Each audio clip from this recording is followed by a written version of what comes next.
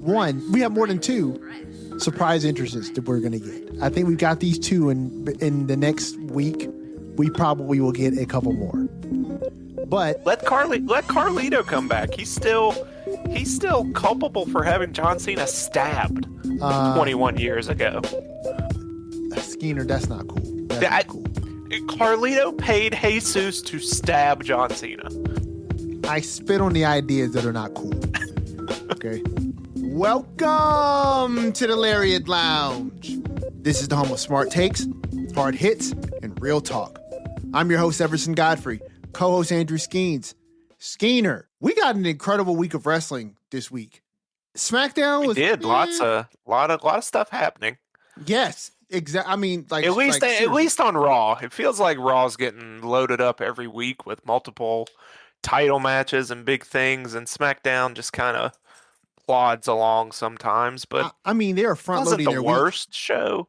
No, it wasn't bad, but they definitely seem to be front loading their 5-day week. So everything great happens on Monday, and then Friday is kind of like,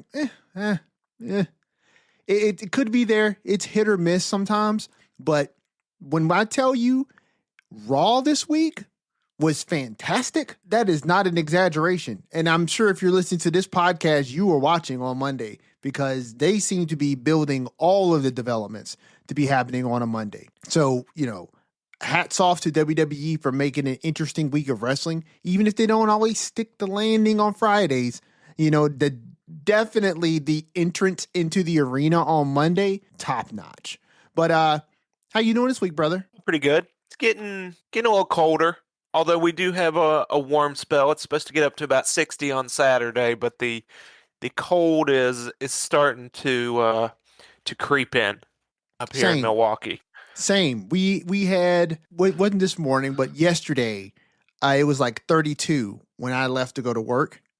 And I stepped out the front door and saw snow, and I stepped back into the front door because I had to refigure out my life for a second, because I was not expecting to see snow. And I had to just kind of prepare myself for the road conditions, because, snow is not something that we always get around here. We get it usually once a year, but snow in November, normally around here, that's really not a thing. We're usually warm all the way through October, mid-November, sometimes even into December. It's still warm around here. But no, we're dipping into the 30s kind of early this year. So yeah, it caught me a little bit off guard. But good. Glad to hear things are going good for you. Things are going good over here. I do want to start the show with an apology. Oh no.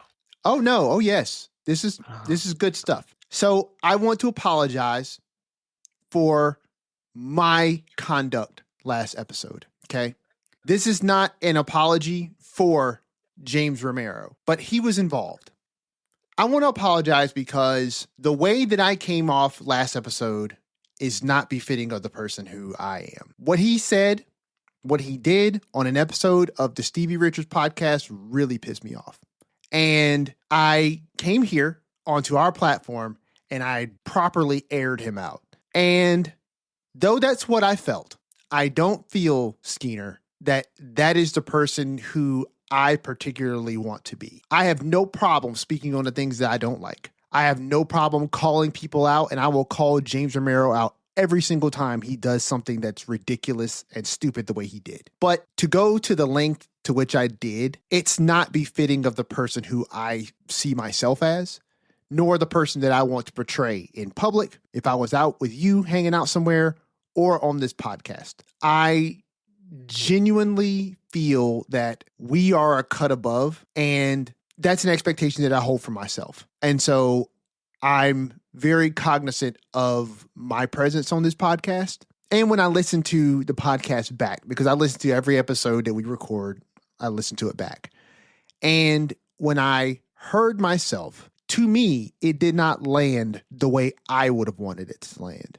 And if I'm anything like my listeners, our listeners, maybe that didn't land the way I wanted it to. I didn't particularly care for it. And so I am apologizing, not to James Romero, because you deserve it, but I'm apologizing to our listeners because you deserve better and I will make sure that moving forward, I will hold myself to a higher standard than what it is that I did last week. So my apologies, listeners. The Hulk will not come out again. And we will keep. I'm sure the audience will be forgiving with you. I hope so. And I appreciate it in advance. But hey, if you're new here, welcome to the Lariat Lounge. You have found yourself here at a wonderful place where ideas can be discussed and we can talk about wrestling in a place that is inviting. And we will always discuss the hard things with hard hits. We will discuss the real things with real talk. And we will always discuss them with smart takes. That's just what we do here. But if you happened to have gotten kidnapped and taken here and they pulled the bag off your head and you see the velvet rope and you see the plush couches and the bartender back there is whipping up an old fashioned just the way you like it, and you want to leave, but you want to tell your friends how to get back here, I got it right here for you. Skeena, please let these people know how they can find their way back to the lounge. And also, if you're new here, this is your first time in the lounge and you want to hear what Everson is apologizing for, you can go find that on all your favorite podcast platforms, Apple Podcasts, Spotify, YouTube. We're up everywhere you get your podcasts. We're over on Instagram at the Lariat Lounge Podcast. And feel free to send us an email on what you thought about Everson's rant last week and whether or not you accept his gracious, humble apology. Send us an email at thelariatlounge@gmail.com. And listen, I genuinely hope that you all accept my sincerest apologies for my behavior last week. To James Romero, do better. But if you're enjoying the podcast, if you're listening wherever you are and you like hearing what me and Skeena have to say every week, please leave us a like rating wherever you're listening. It's a small thing for you, but for us, it does more than you could ever imagine. So thank you in advance.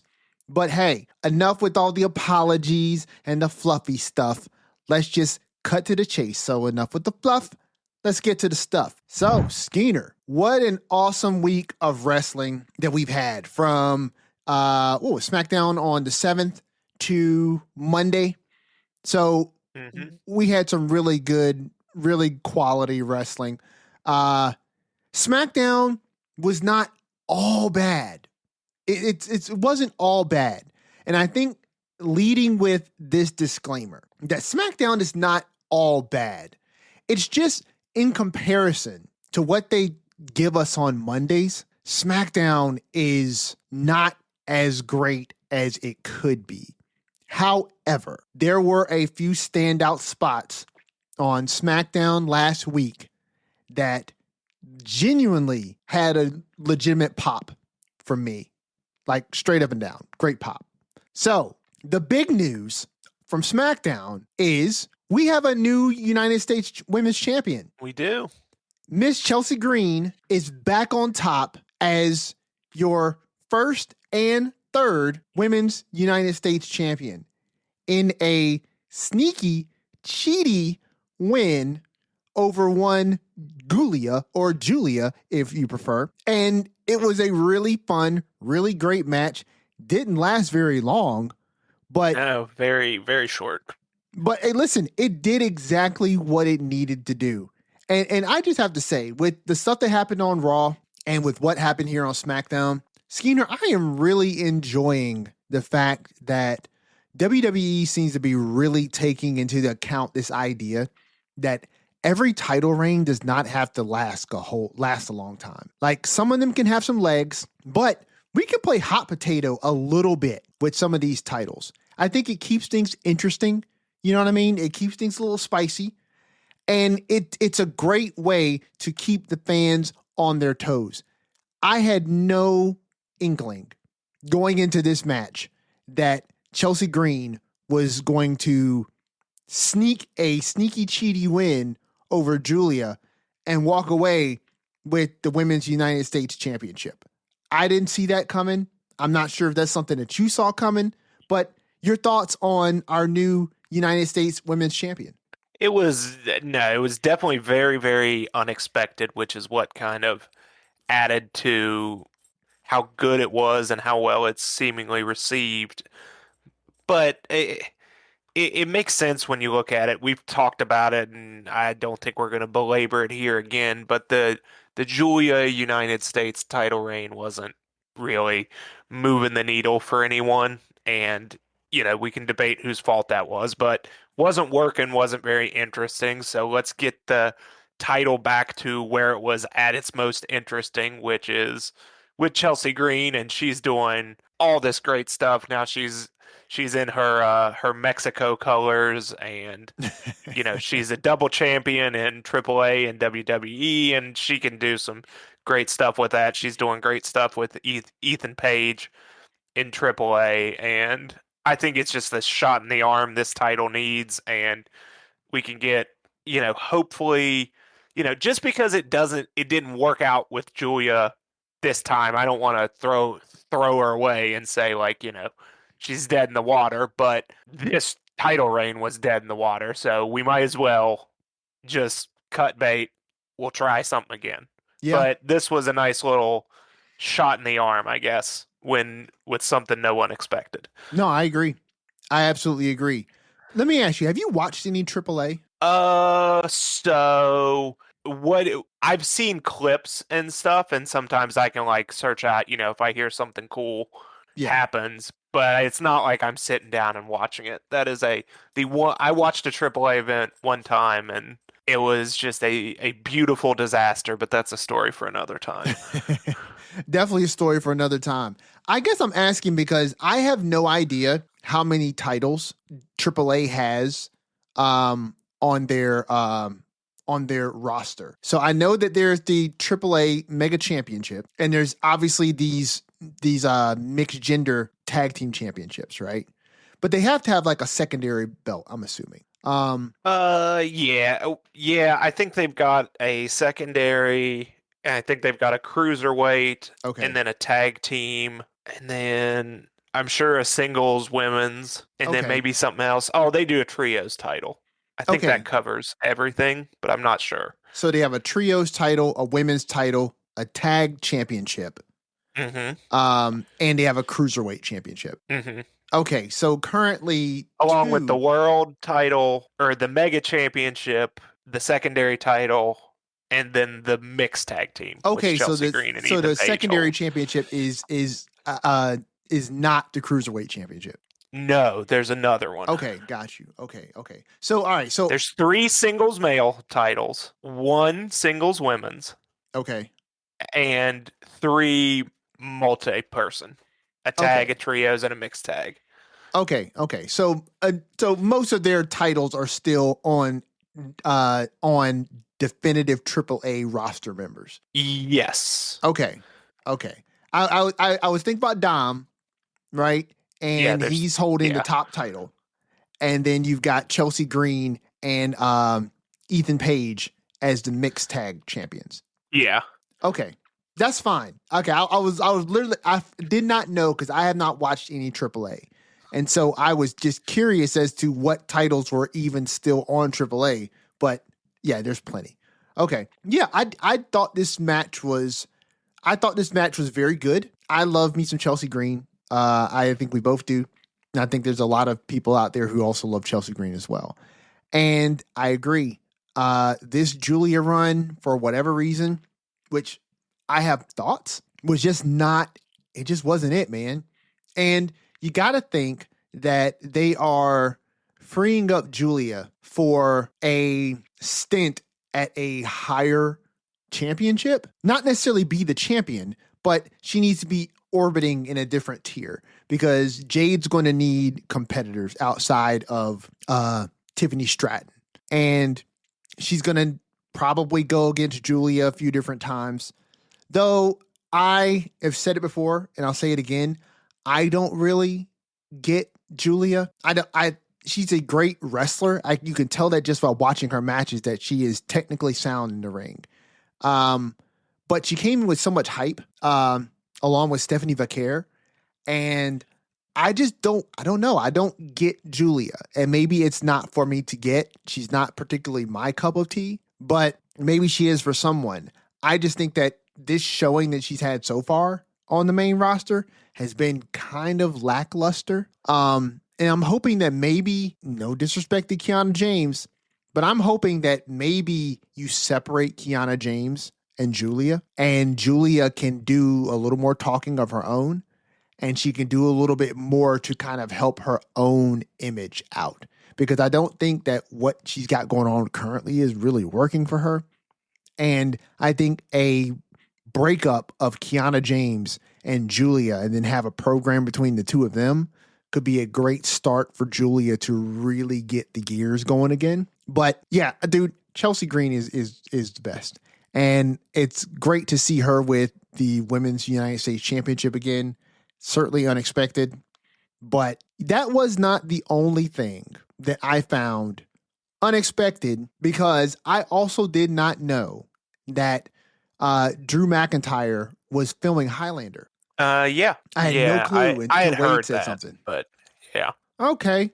I used to like Highlander back in the day. I feel like it's probably going to be an interesting movie, but you know, I did not know that until after I saw SmackDown, right? So when Drew runs out here in his, his best khaki cream and white, and he does not assault a wrestler. Instead, he delivers a well-placed Claymore to the ref, because the ref has been screwing him over in his mind over and over again.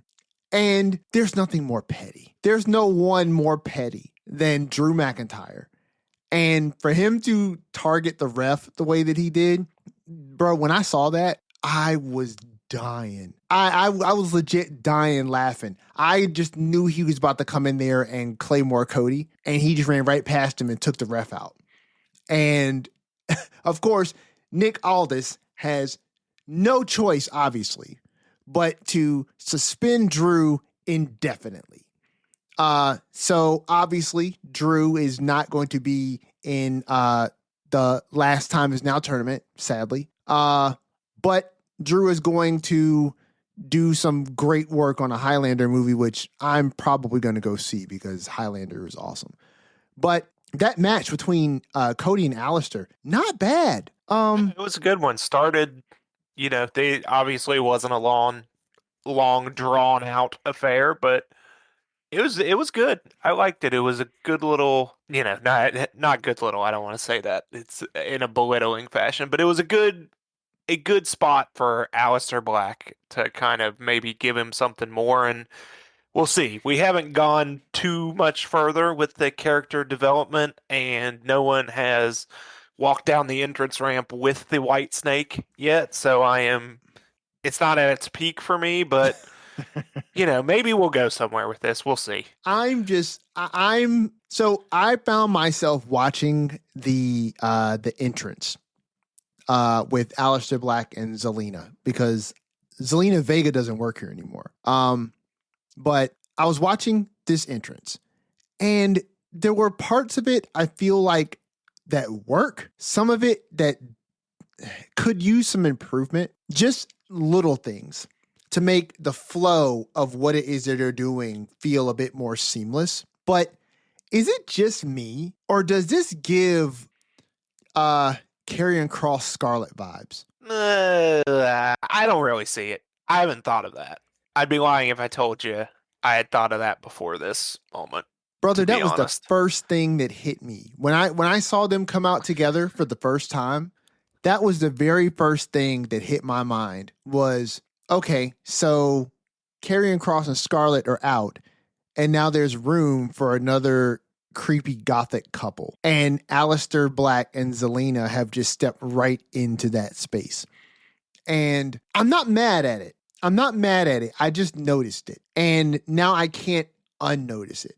And it's fine. I just hope that they do something with it, because there's definitely an opening for that. There isn't currently, if I'm not mistaken, there isn't currently another couple that's doing an act together on the roster. And before this, it was only Scarlett and Karrion. But now, Becky and Seth for a little bit, but Yeah, but but I not get like, you what know you what I'm mean. saying? Like, that's That's not a yeah. regular thing, but they're doing this as an act together. I think it could work. I think it just needs a little bit of polish, but it definitely seems like WWE is allowing Alistair to make or break his success because they're putting him in positions where he's wrestling the WWE undisputed champion in the main event of SmackDown. Zelina is slapping the taste out of people's mouths and definitely got thrown over the barrier at the end of this match by Damian Priest, who I don't know if he meant to dump her like that, but she definitely jumped off that announcer's table, got caught by Priest, and who turns and kind of dumps her over the barricade. And I think she was supposed to land on her feet, but I think either like her momentum carried her backwards. Probably it was something like that, right? Her momentum carried her backwards, and she totally like step, and then fell back. And the camera cut away from her, and Damien kind of sold it like, "Hey, I didn't do that." And then he's summarily got jabbed in the eye by Alistair because he's certainly wounded from that flamethrower shot to the face. Which, by the way, everybody keeps saying that he's got like some sort of mark over his eye. Do you see it? Because I don't. I thought he did a little bit on Monday, at least. Did he? I thought so. They maybe threw a little bit of makeup on there. Okay. Because they kept mentioning it on Friday, and I looked hard, and I was like, he's blinking a lot. He was blinking a lot They on Monday. definitely yes, and they talked about that on commentary about how much he was blinking, which it's just kind of I don't know. Dude, these, Whatever. these angles are these. Listen, you gotta, as a wrestling fan, we have to sit back and just own some of these things because it is what it is. It's pro wrestling. But so let's see. So this is a no finish, right? I don't think they got this match finished. I think it was a Correct. Okay, they're doing that a lot. They're doing that a lot lately. A lot of non finishes, like Correct. No contest due to the referee being claymored. The referee got claymored, but then it's like that happened on Raw recently as well too, right? Like it was a count out. It was a count out between God, who was wrestling? It was Jay and Punk versus the Bronze, right? Yeah, the double count out. Okay, yeah, that's when Logan turned. Right. So yeah, it was a double count out. That's happening quite a bit.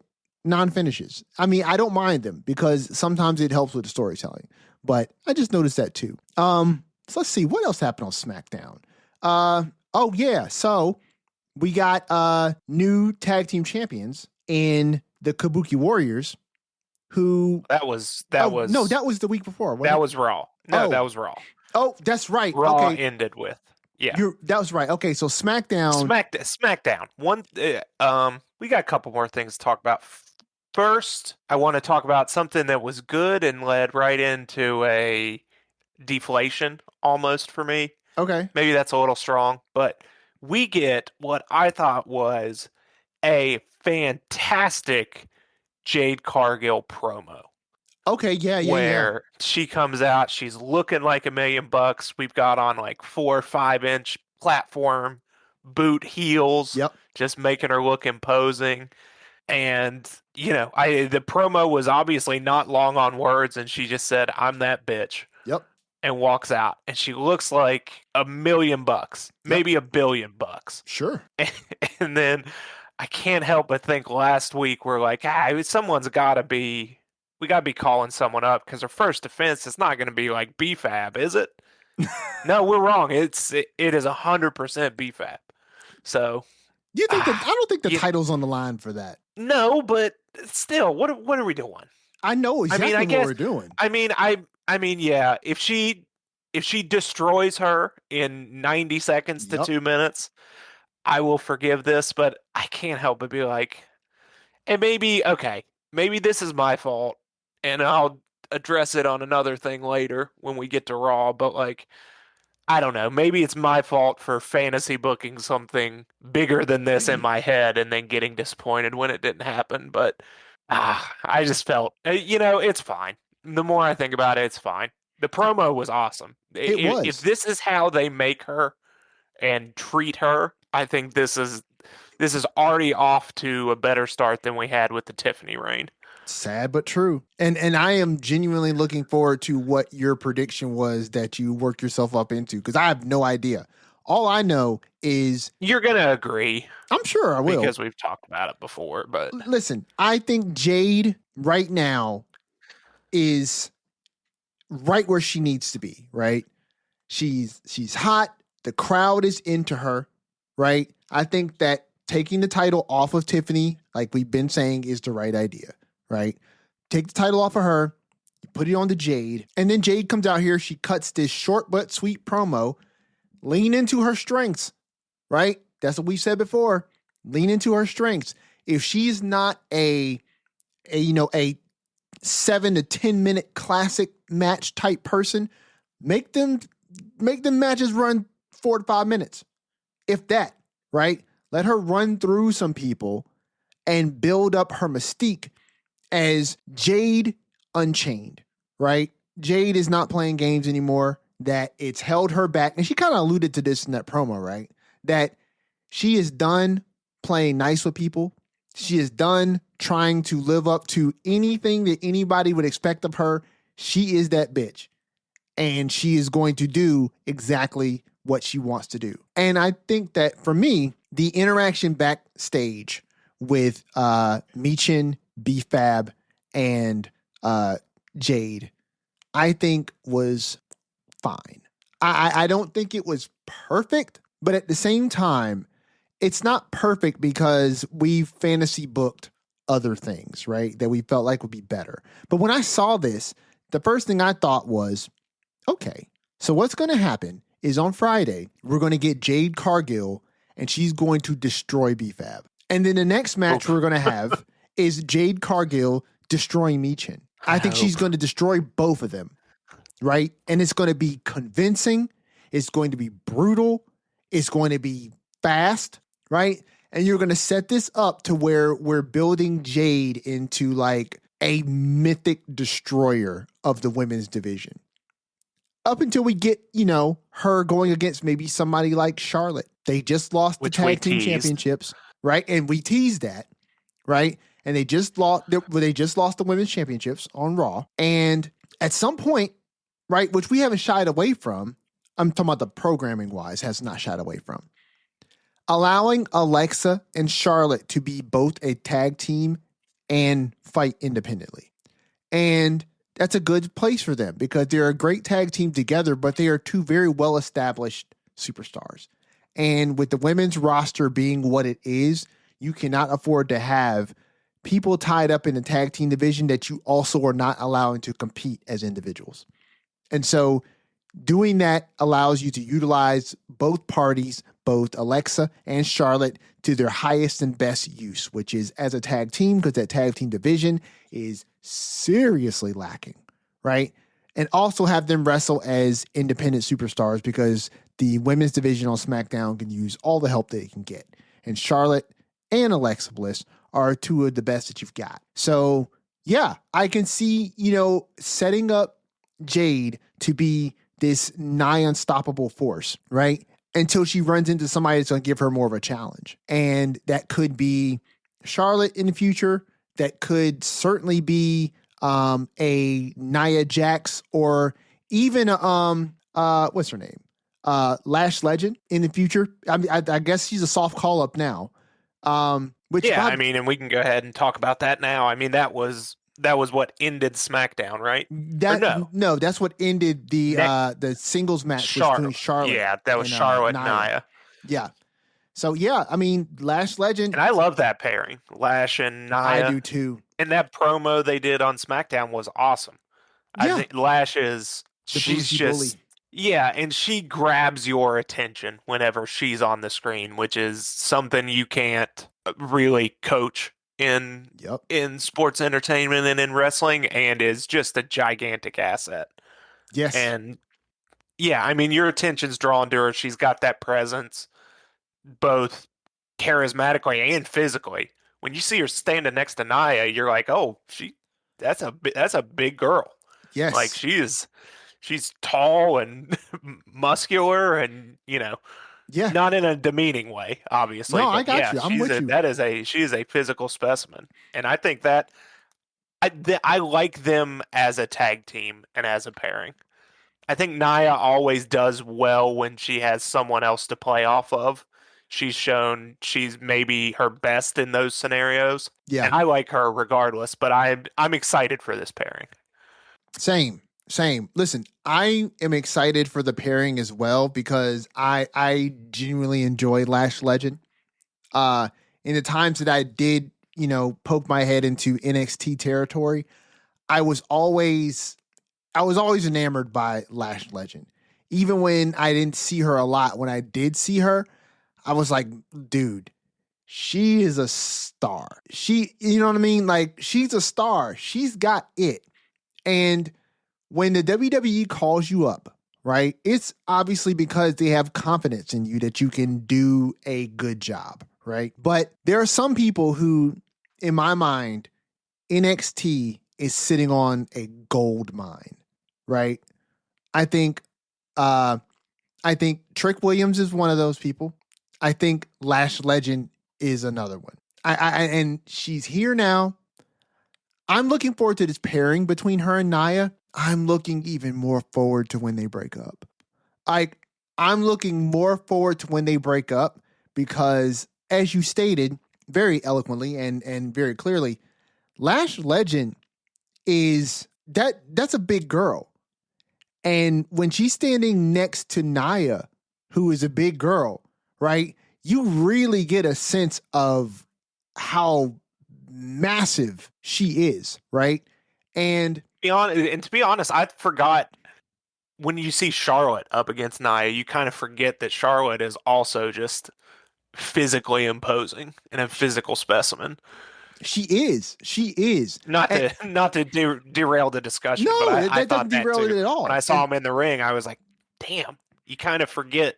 no, I get you. No, and listen, it doesn't derail anything at all. In fact, I think it makes the point, right? Because for as much of a physical specimen as Charlotte is not Charlotte is not the same stature wise as a Nia Jax. Very few are, right? But then you have Lash Legend, who, yes, Nia and Lash are not built the same, but her stature, Lash Legend's stature, standing next to Nia, dude, they're like twin towers over here. And I just cannot wait for the moment when either Nia turns on Lash turns on Nia, we get that feud, and then Lash is loose I mean, because you can easily see how Lash Legend could have. Obviously, I did not watch this game, but 27 rebounds in an NCAA tournament game. sure, Like, I get it. I get it for sure.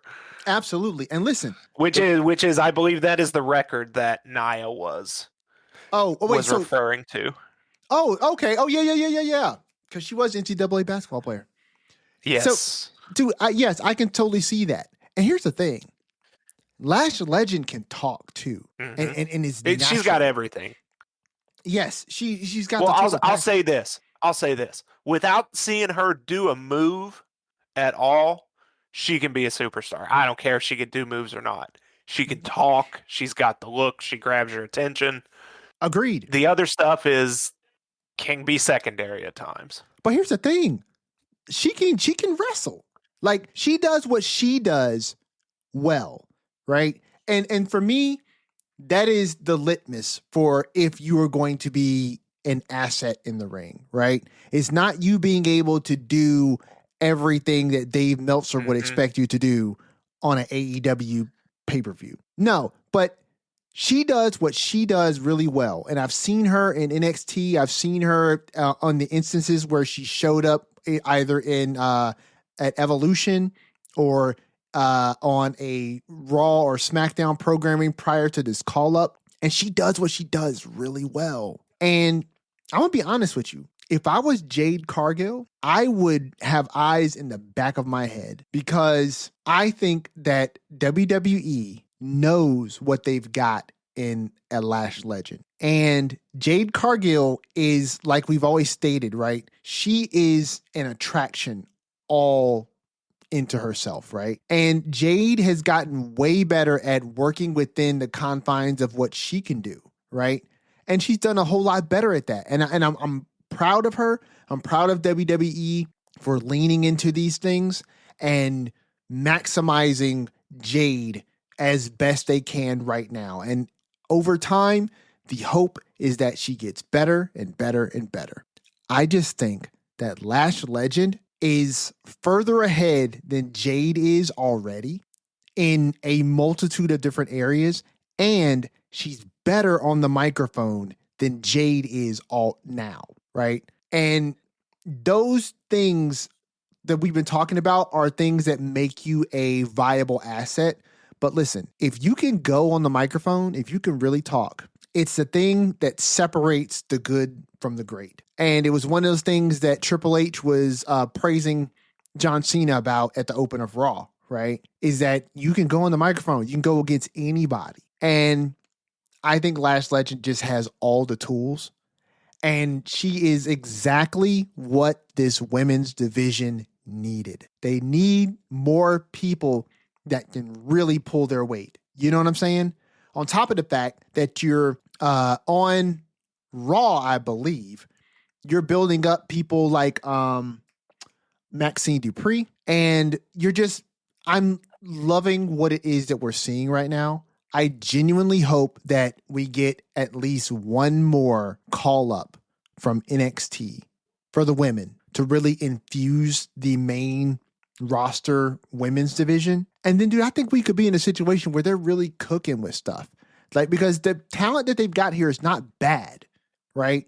They just don't have enough of them. And because you don't have enough of them, it's difficult to utilize them well in the time that they've got, right? Because we've come a long way, but WWE still has more programming on per episode that is not women's matches. And so you have to maximize the time as best possible, right? And oftentimes that means people are tag teaming together, which I don't have a problem with either.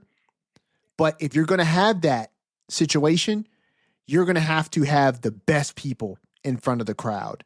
And Lash Legend, in my opinion, is a freaking sleeper. Like, if you don't know about Lash Legend, you're about to find out that she is the real deal. She's the full package, and she's going to be a supremely great asset for the SmackDown roster. I have no doubt about that. Yeah. Yeah, I'm right there with you. You know what I'm saying? I can't say much more. I'm excited she's finally here. She seems to be in the perfect situation for her to shine with this pairing with a veteran with a compatible character. And yeah, it seems like they're going full steam ahead with it, which I love. So yeah, and look, Last Legend came out there and she freaking ragdolled Alexa, which I thought was a great showing of strength by her. So of course, Alexa had to go get medical treatment backstage. Yes. And, you know, Alexa's back there, her neck, her shoulders, you know what I'm saying, that of the upper torso area, she's really kind of struggling a little bit, a little sore. And so the doctor, who's in his, his quarters, for some reason does not have ice. So he needs to go get ice for her sore neck. And so she leaves, and Alexa and Charlotte are discussing what just happened amongst each other. And the doctor comes back in. And then the doctor reveals herself to be Asuka. And she's also got another doctor with her, Kyrie. And in her doctor's white jacket, with the stethoscope and the mask, she pulls her mask down and proceeds to spray the poison mist onto both of them. Dude, it does not get more campy and cheesy and corny and great as especially this. because Asuka is in full face paint. Full face paint, right? Yes, looking nothing like a doctor. And none. Not for a second could you confuse that with a doctor, but No. still nice for her to dress the part. No, but this is just the type of stuff that we used to get way too much back in like the Vince era, early Attitude stuff. And it's just nice when it's peppered in here because it's fun and wrestling is supposed to be fun. And this just fuels the fire between Alexa and Charlotte and the Kabuki Warriors, which would lead into what we get on Monday, which we'll get there in a moment. But I just wanted to mention how crazy that was to see Asuka in full doctor's garb sneaking up on them in the trainer's room and spraying them with mist. You know what else was crazy on SmackDown, Skeeter? What? So, Tala Tonga. He's big, huh? That's a big boy. Yeah, you're starting to get it. That's a big boy. Listen, he can move very well for a man his size. Mm-hmm. You're coming around. He can move really well for a man his size.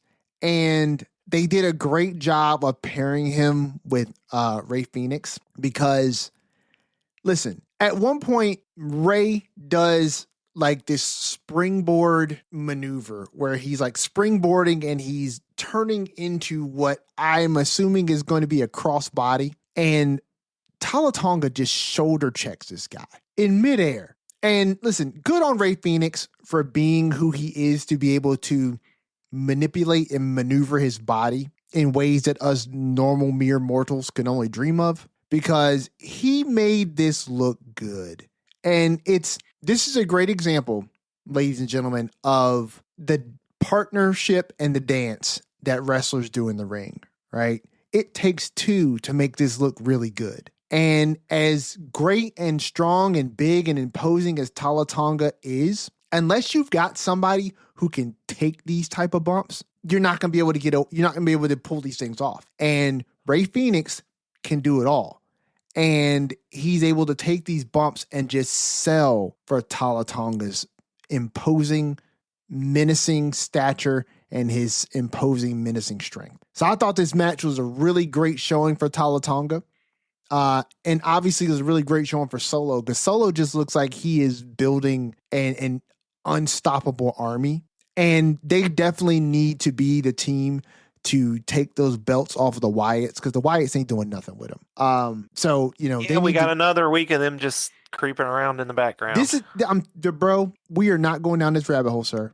Like, they are just the biggest waste of space. And I'm sorry. Like, this is no disrespect to any individual member of the Wyatt Six, but this tribute act has got to go. And listen, I'm going to be real with you. I am not in favor of any of the layoffs and cuts that happen when companies like WWE are making like record profits. I understand why they do these things. I don't agree with it, but I understand it. At some point, probably next year, there will be some roster cuts. I would probably suspect that some members of the Wyatt Six may be on that chopping block. Something doesn't radically change. I can't disagree. You know what I'm saying? And that's not me trying to be biased against them. It's just the honest to God truth. Like, what are they actually doing? You know what I'm saying? The only reason you don't hear more of a fuss about this is because it clearly seems like SmackDown does not know what to do with those tag team championships. And to be fair, the tag team champions on Raw are AJ and Dragon Lee. They're doing a better job with those tag championships. What's their name now? I don't know. So I know they the Stylish one. Dragons. They pitch dragons with style. That name will be worked on. Yeah, AJ shut that down quick. But yeah, and listen, they're doing a better job with that. But dude, this is why we said before, and we said this early on in like early episodes of Lariat Lounge. Dude, we don't need, at this point, we need to A, do away with the brand split. B, we need to do away with some of these duplicate titles. Like, straight up. Like, we are managing to barely get something done with one set of tag team champions. We don't need a second. The only reason why the Wyatt Six are allowed to not compete, to not really wrestle, and be the tag champs is because nobody cares about what's happening with those championships. You know what I mean? I thought that once Halloween came and went, they were going to snatch them titles off the Wyatts real quick and give it to somebody else. But We have not done that yet because I don't think that there's a lot of emphasis on those titles to really care where they are. And I think that we should just do some sort of unification thing, right? Like once we get those titles off the Wyatts, you put those titles on another reasonably credible team on SmackDown, and then there needs to be a champion versus champion match to merge those titles, right? Like whoever the winner is the I wouldn't undisputed hate it right WWE now. Tag Team champions, right? And just let it be that. Let tag teams jump back and forth, men and women, on both shows, right? Because we usually get maybe one tag match per episode of Raw or SmackDown, right? That is enough to put some tag teams together and have them bounce between both shows. And that way you just get people on more programs, right? You make a division that has more depth, and you make a title that's worth going after because there's not another one somewhere else, right? That's being so devalued that we don't really care what's happening with it. But yeah, listen, your thoughts on your boy Tala Tonga versus Ray Phoenix? Because I know we got off track with the tag team stuff, but this match was freaking great. And It was good. May It was be coming good. around a bit on Tala Tonga, just a little. Yeah. I knew once you saw him just out there being big. Look, it's wrestling at its most base. Is that guy's real big? You want to see what he can do in a fight.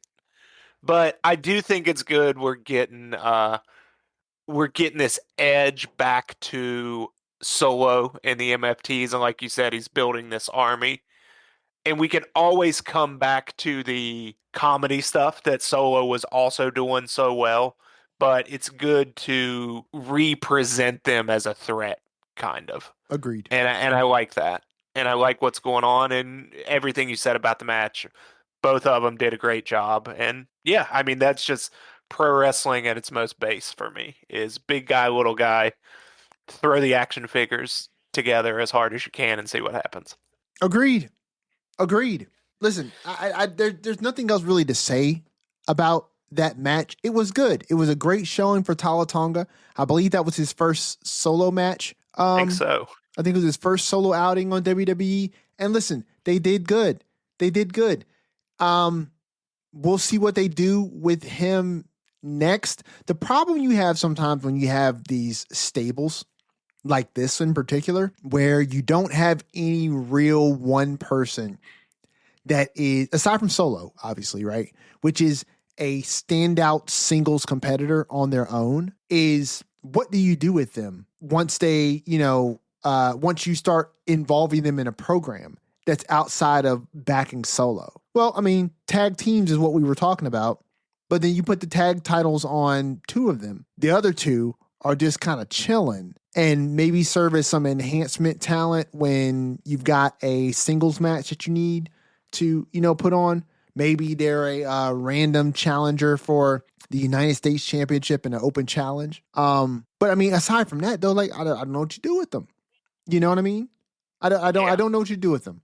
JC Mateo I think he's probably really good. He just hasn't been presented as well as you could. Let's not do the work for him. JC Mateo probably has the least aura of anyone in the company right now. Yep. I don't disagree. Let's just call it how it is. Like I don't disagree, dude. And I loved him in Lucha Underground, and I know he did some stuff people liked in Japan, but it is what it is. And maybe that's why he was in a mask and boiler suit and didn't talk in Lucha Underground. Yeah. I mean, listen, that's saying something when you are also in the same stable as Tongaloa. And listen, boy, this sounds like I'm ragging, but when you look at MFTs, right? You've got Solo at the head, you've got Tama Tonga, who has reinvented himself, right? He was always the more interesting of the two between him and Tongaloa. Mm-hmm. And now he's on the vitamins and he's all jacked up. Yeah, now he's all jacked up, right? So he's more interesting if for no other reason than to just be like, dang, he's kind of big now. But then you've got JC Mateo, who was brought in with somewhat decent fanfare. But I don't disagree with you, man. Like, he's got less juice behind him than Tongaloa currently. And Tongaloa is not doesn't do anything really. I mean, what are we doing? Like, Yeah, I all know. I'm saying is at some point you're gonna have to figure out what to do with the MFTs. Right now it seems like they're fine just doing what they're doing, right? But unless they're just gonna become enhancement talent at some point, right? The MFTs are gonna have to figure out their lives. But our last point on SmackDown is what I stated before, which is open challenges with the United States Championship. Yeah, that's immediately what I thought when I saw that was happening again. Listen, I really do appreciate Ilya Dragunov and his capabilities in the ring. I'm so glad you're going to say what you're going to say. You know, Sorry to interrupt you. No, you're good, brother. You're always good. I'm glad you have to say this first, not me, because I know where you're going. Okay, so yeah, listen, I can appreciate his capabilities in the ring. I can appreciate his character. This, in my opinion, though, is exactly what I did not want the United States Open Challenge to turn into. I feel like the crowd is not really behind this in the same way. And I really feel like they should not have carried on this US Open Challenge in this way. Maybe Ilya Dragunov will do something different, right? He's certainly not approaching this exactly the same way that Sami Zayn did. He's being a bit tweener-ish with how he's handling. Yeah, I was gonna say he pulled very much a heel move to duck his challenger and be like, "No, I want to fight the small guy." Yeah, not that either of them's huge, but you know what I mean. No, I got you. Yeah, no, it's definitely a tweener kind of move here to not take up the honorable challenge that the non-honorable Tommaso Ciampa, you know what I'm saying, is levied. But Tommaso was the person who answered the open challenge. And I get it. You're messing with Ciampa, which is fine. But Ilya Dragunov, I really feel like should have not come back and immediately win the United States Championship. I think bringing him back. If this is what the idea is, I think this is hurting him more than helping him. I agree. Because he doesn't get to show you who or what Ilya Dragunov is, I guess, beyond the ring, which is great. But like, and I think we've made it clear on this show, like, we want a little more than that. And it kind of like, I don't know, the juxtaposition of seeing this and then also seeing what Lash Legend does and looks like, it hit me. I was like, why can't I get more out of you telling me who your character is than you having these great matches? But that's just me. I know a lot of people feel differently. No, dude, they may feel differently, but I agree with you. I'm right there with you. I think that you giving me more to latch onto than simply great matches is what is going to make you a lasting success in the main roster of the WWE. And I think that I feel like right now, the US Open Challenge serves a particular purpose on SmackDown. And that is currently to give the SmackDown live audience a really great wrestling match. Like, I feel like this is the type of match that if you were in person and you were watching this match, you'd be like, this is professional wrestling. Like, these guys are really going at it. These are really technically sound moves. These suplexes are crisp. These guys are really telling a story in the ring, right? This is what professional wrestling is. I feel like when you get into the other side of it, though, the character-driven story narrative aspect of why we latch onto these characters, it's lacking so much. And Ilya, from what I was able to gather of him when he was in NXT, part of what made the Mad Dragon character compelling was his feverish attempt to win gold, right? And what he was willing to put himself and his opponents through in order to achieve victory, right? I think you still have that to an extent. But with him already having a championship, it removes the ability for him to chase and really fight some people who may be dominant and really show off why his level of viciousness, his level of brutality, and his ring acumen and technical skill are something to be admired.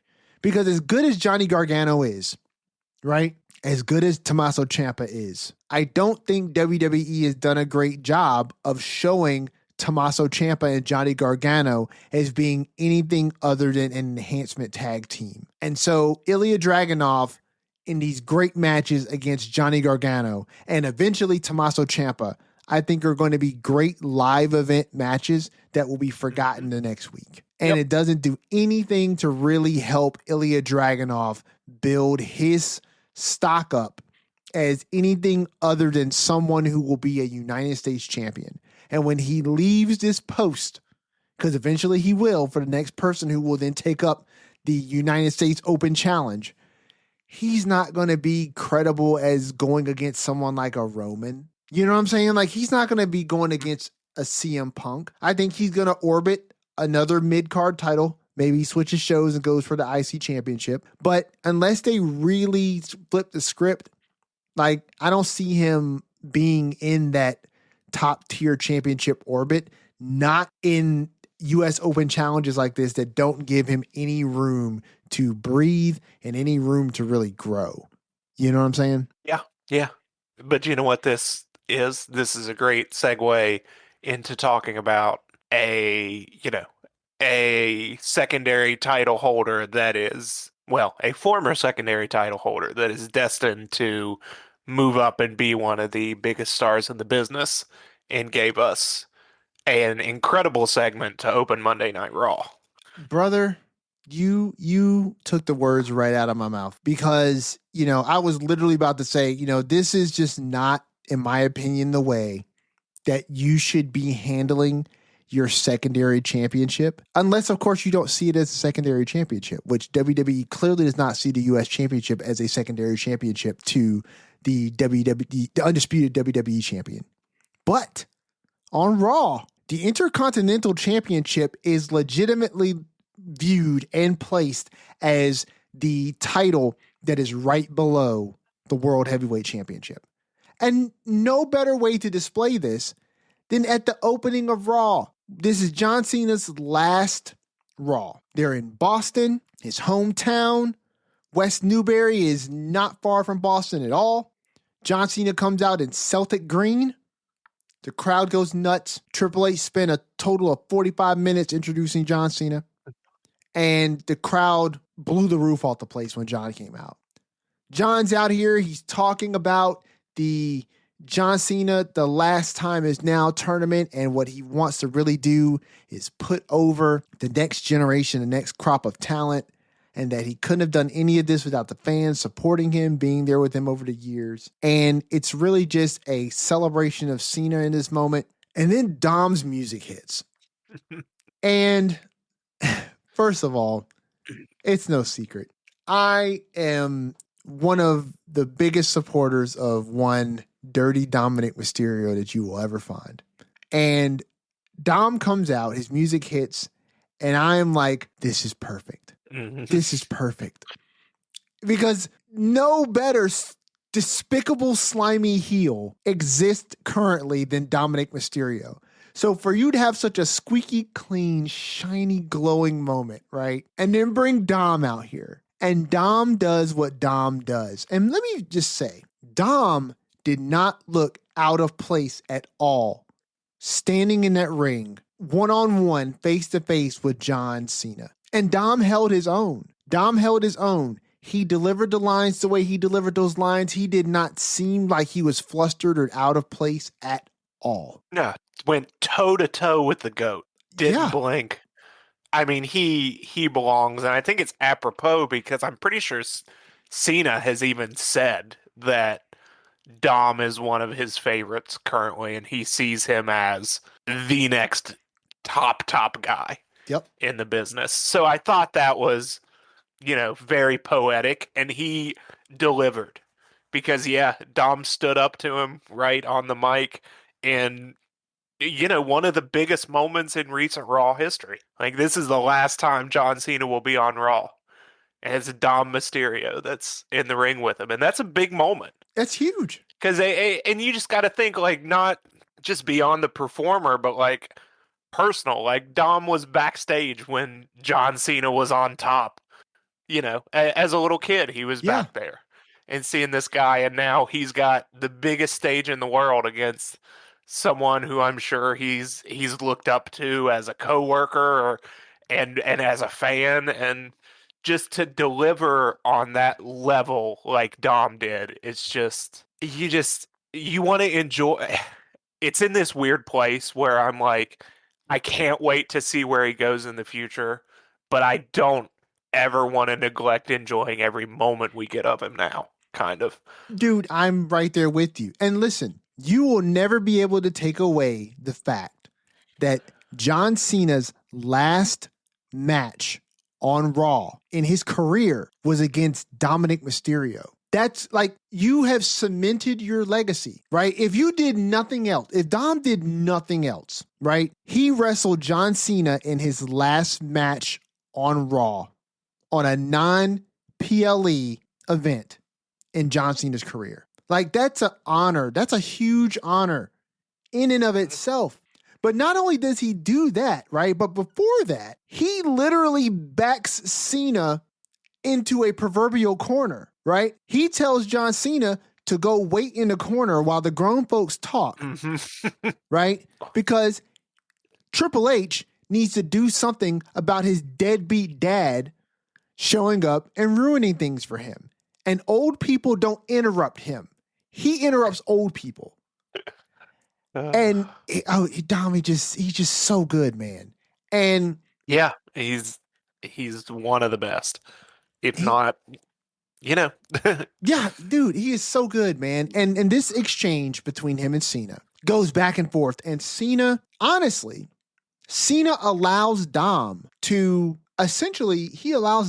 win this verbal battle because of obviously what happens later on, but he allows him to win this because John plays more of the role of the straight man here, in the sense that he's like, on any other night, you know what I mean? Like, maybe, but not tonight. That, not in this place. I'm invincible, right?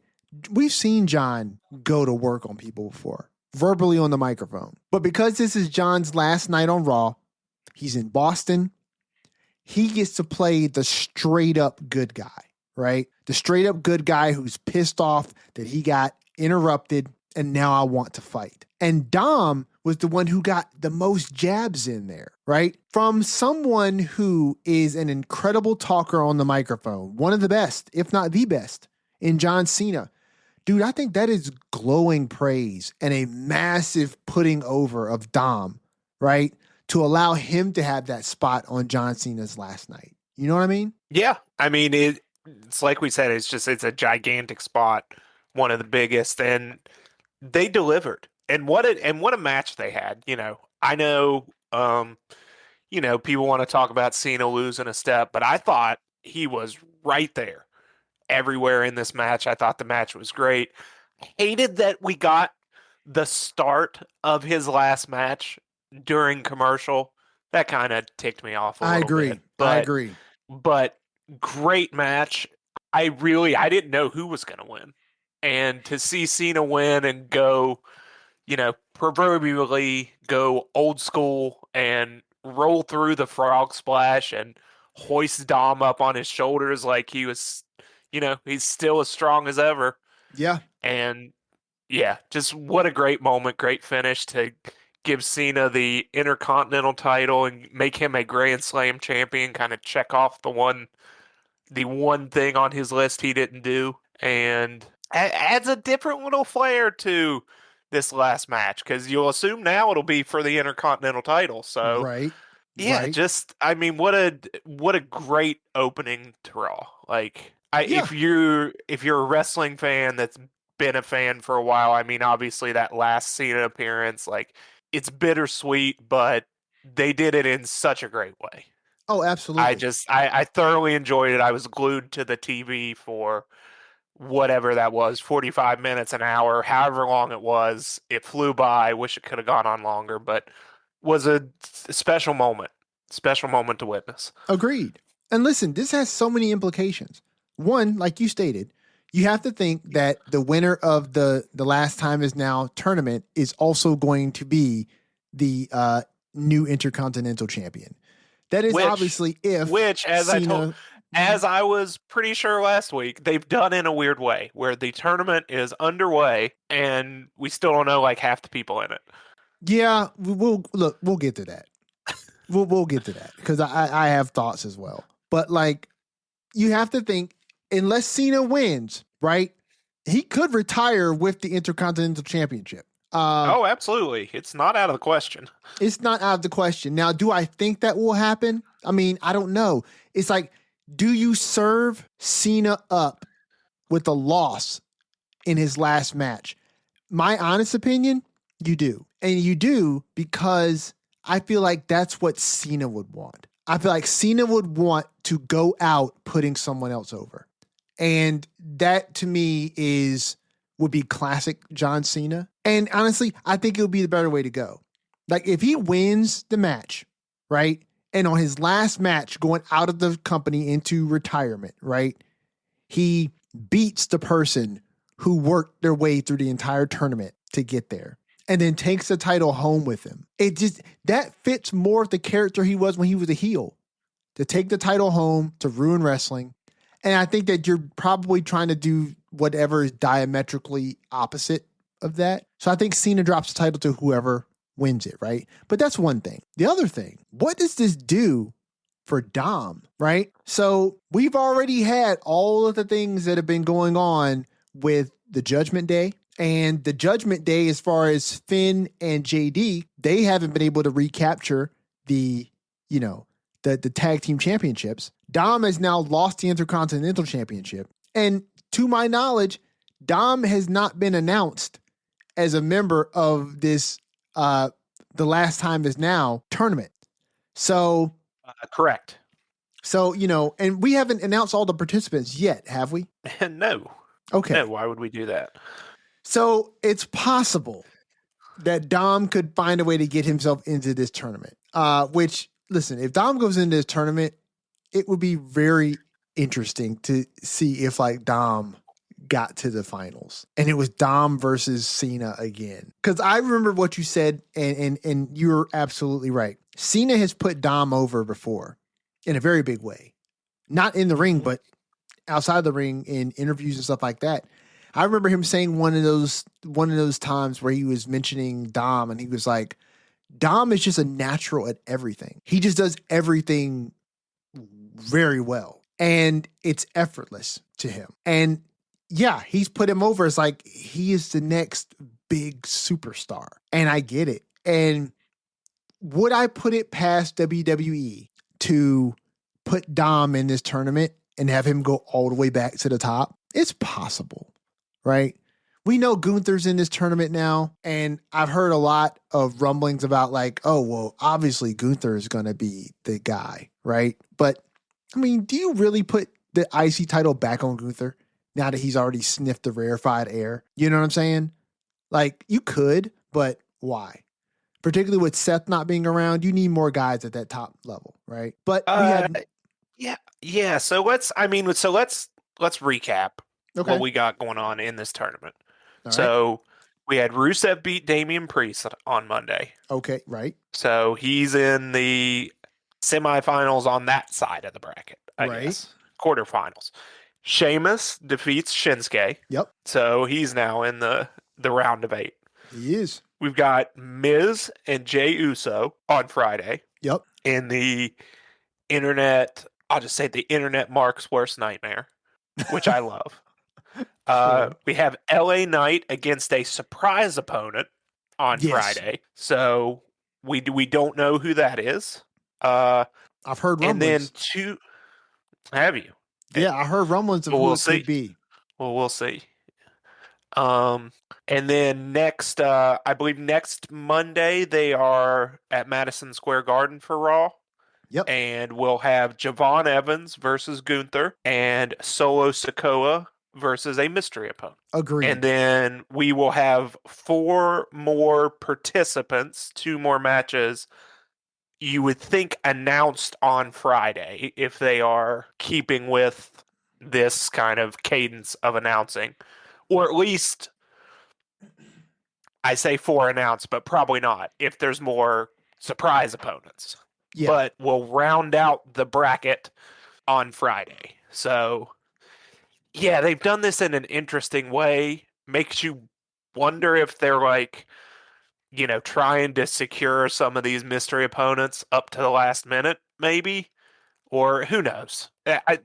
There's probably a method to the madness in terms of engagement and whatever that they're doing with this announcement. Maybe, I don't know, but Yeah. it's been odd. Yeah. But I think they're just trying to it's drum up. what I knew it was going to be odd last week when they said, well, we'll announce 4 guys here, and then we'll announce 4 guys on SmackDown. And I was like, yeah, they're going to start it next week with only like half the bracket revealed, which is what they did. Right. You were right. You were right. And the interesting play, which, okay, look, I get it. But it's because they've got to negotiate for Jericho, right? I mean, you would think that if they're drawing the balls, which, apparently R-Truth has got to be one of these people, right? Because he's already been soft announced as being already in there. They may not have drawn his name. His balls are in Nick Aldis's tumbler, not in his hands. Yes. So that he's in the tumbler, but he may not get selected. So yes, he did not want his balls touching Nick's balls. Right. Is what he told us. Right. So I've heard rumblings on who these 2 or the first 2, because we could have more. These first 2 mystery opponents could be. One of them I heard could possibly be Joe Hendry. Well, I don't think that's a possibly, is it? Like, we know Joe Hendry has to be in this tournament, I figure. It's possible. I mean, listen, there have been names that have been floating around the wrestling ecosystem. I think it is nearly a lock that Joe Hendry is one of these mystery opponents. I mean, listen, I get it. I totally understand. And I'm right there with you. I'm just saying, like, there's a possibility that it could be someone else. Because I think we have more than 1. We have more than 2 surprise entrances that we're going to get. I think we've got these 2, and in the next week, we probably will get a couple more. But let Carlito come back. He's still culpable for having John Cena stabbed 21 years ago. Skeener, that's not cool. That's not cool. Carlito paid Jesus to stab John Cena. I spit on the ideas that are not cool. Okay. Let's not do that. Listen. Can we talk about that? What a wild angle. I mean, what a wild angle. Yeah, I love that, though. Very much so. I mean, look, that was wrestling back then, brother. That was wrestling back then. It paid him to stab Cena.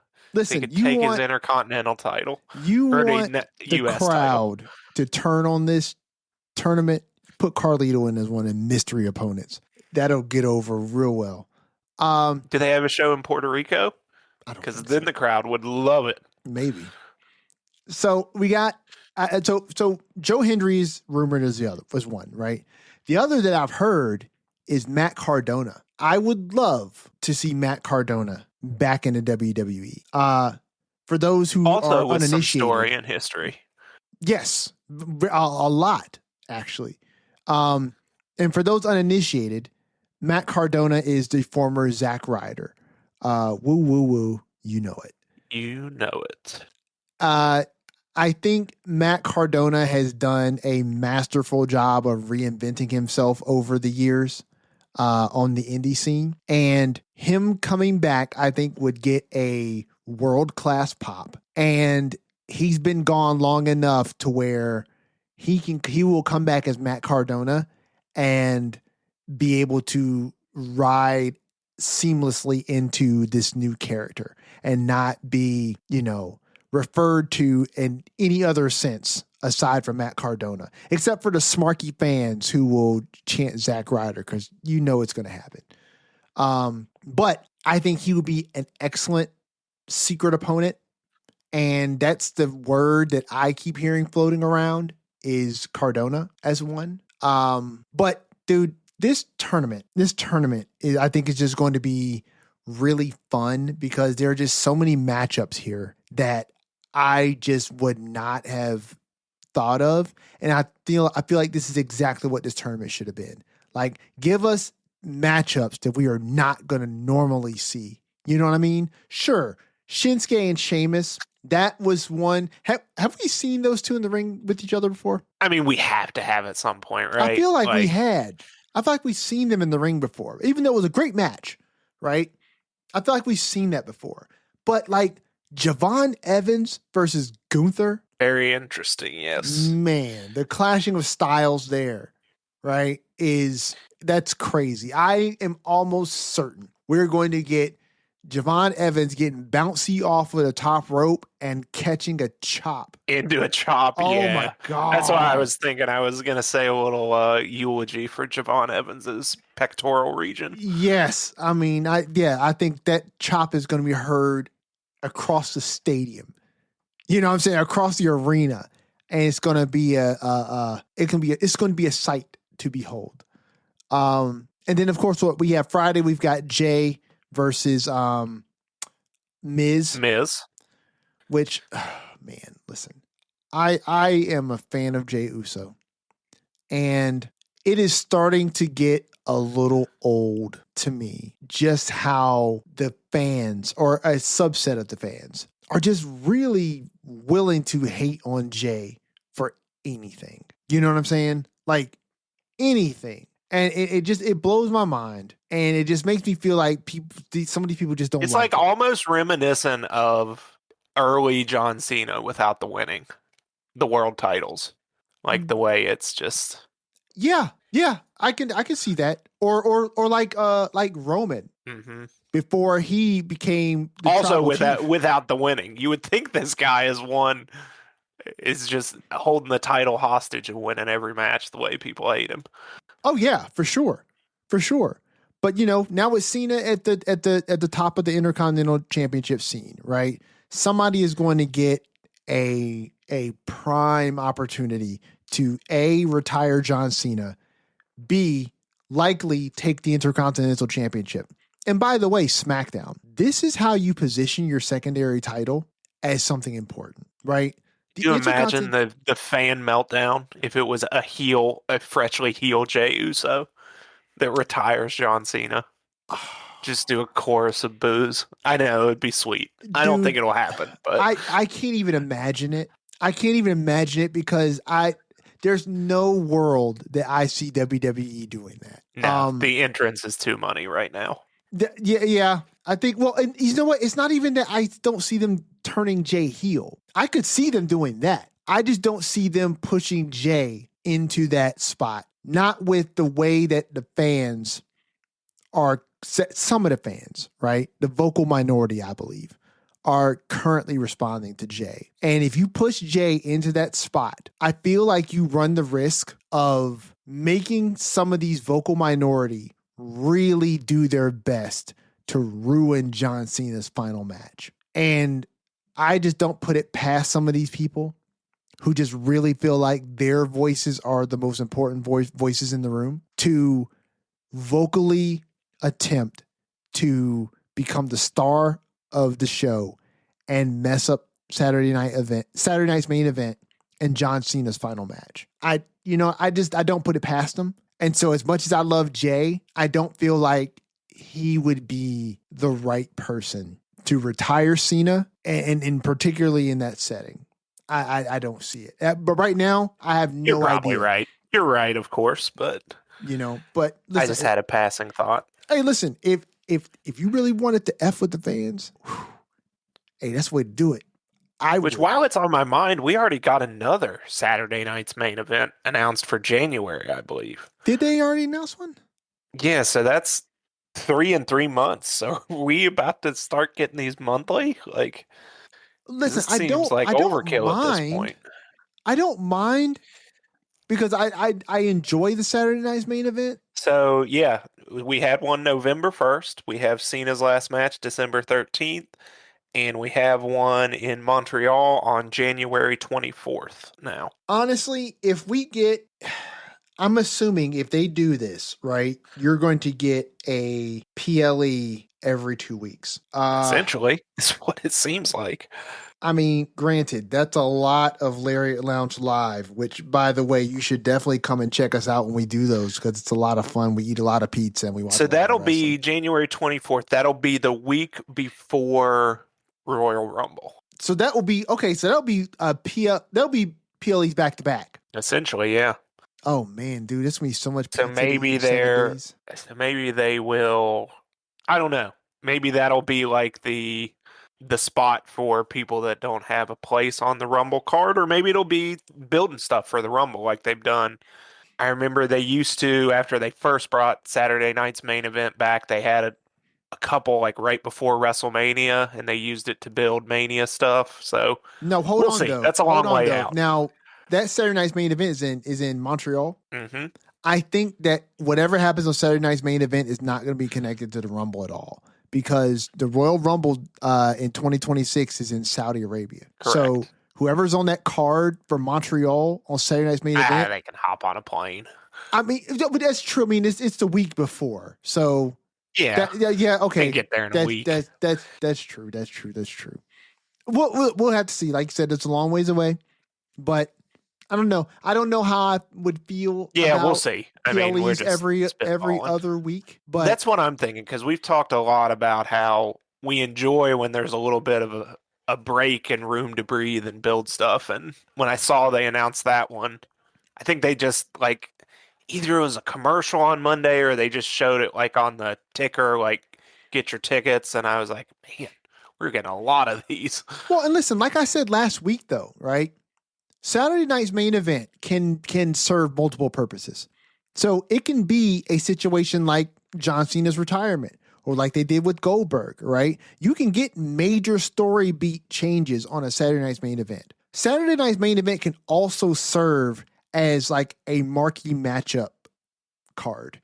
The way that it originally was when the programming was originally issued in like back in like the late 80s, early 90s, like the Saturday night's main event did not always have like these blow off moments of feuds, right? They were just a bigger stage than your weekly programming to have some marquee matches, right? They could be the middle ground matches in the middle of a feud that can take a story to its next story beat, right? That you may not always get on Raw, right? Where maybe like, for instance, we got Cody and Drew at the last Saturday night's main event, right?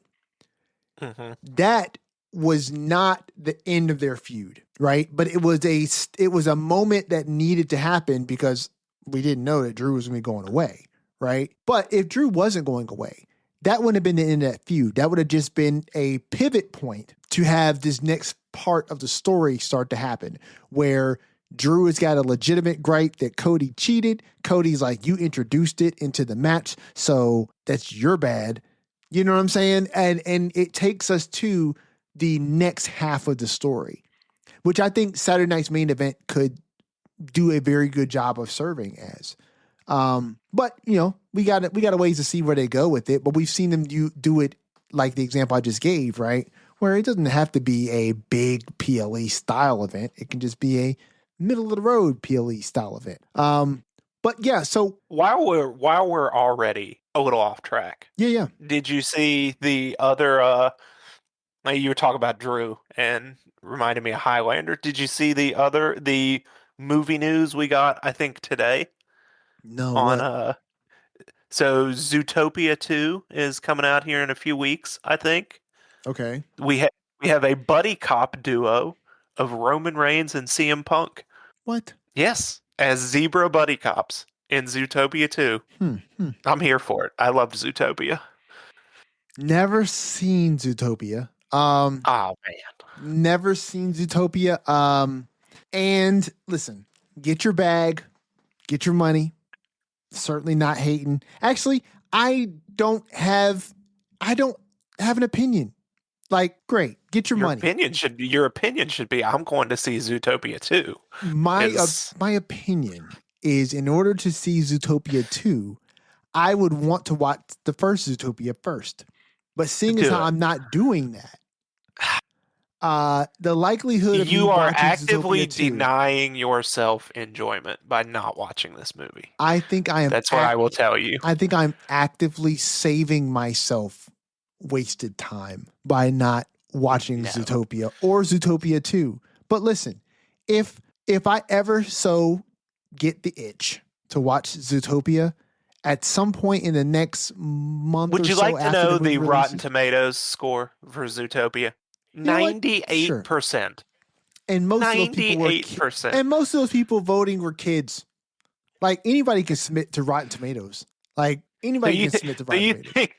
Do you think that Rotten Tomatoes is the cage match of movies? It is a highly biased segment of the audience that you do not trust their reviews. All I'm saying is, I think the people who watch Zootopia, children run Rotten Tomatoes the way wrestling marks run cage match is what I'm hearing. All I'm saying is, I think the people who watch Zootopia and then went on to Rotten Tomatoes to A, give it a score, and B, to comment on the movie are people who probably are, between the ages of 9 and 14. That's the critic score, though. The audience is a measly 92%. You know what? Not everything that is good for you. And maybe that movie is good. It's just not good for me. In fact, how about this? You go and check out Zootopia 2. I will. You let me know how CM Punk and Roman Reigns did in their buddy cop zebra adventure. And when it releases on Netflix, I'll watch it. Okay, there we go. I'll watch it then. I will save my hard-earned money and check it out when I'm already paying for it. But hey, listen, I'm definitely going to see Highlander, though. Whenever that comes out, definitely going to see that. So, as you stated before, right, we've already got some of the qualifiers out of the way. Rusev beat Damian Priest. Sheamus has defeated Shinsuke. I genuinely hope that the next match that we get that has Rusev and Sheamus in it is not Rusev versus Sheamus. Let me see if that's the bracket. Is there a bracket already up? I don't know. There has to be, right? I mean, I don't think we've seen it for WWE, but we don't have all the participants. Yeah, no, we don't. I can't find a bracket, so hopefully it's not, but it may just be Rusev versus Sheamus again. I mean, listen, they're both on the same side of the bracket because they're both on the Raw side. So, I hope that we don't get that. I hope one of them gets eliminated before they face each other, because we saw Rusev and Sheamus not too long ago, and we got like 18 matches between the two of them. I don't need to see another one. Not in the tournament where you have a perfect opportunity to do pairings that you would normally do. Like, let's just not go that route. We can do something different. Also, Rusev. Let's bring the shorts back, bro. Like, I think he was better with the shorts than the wrestling trunks. That's just a little nitpick of mine. But I saw too much Rusev. I will give Rusev props. He really made... In that match, he made me remember that this is a match to face John Cena in his last match, and that's a big deal. Agreed. And he made that feel like a big deal in the close-ups and, him talking and running his mouth, saying that, John Cena, I can see you. And, yeah, I thought that was a nice little touch. So props to Rusev for doing that. Yeah, listen, I think more of the participants in this tournament should recognize how big of a deal this is to potentially knock off John Cena in his final match, and how much of a career boost this could be. And obviously we're talking about this from a kayfabe storyline perspective, right? Each of these participants should understand that knocking off John Cena in his final match is something that they can brag about forever.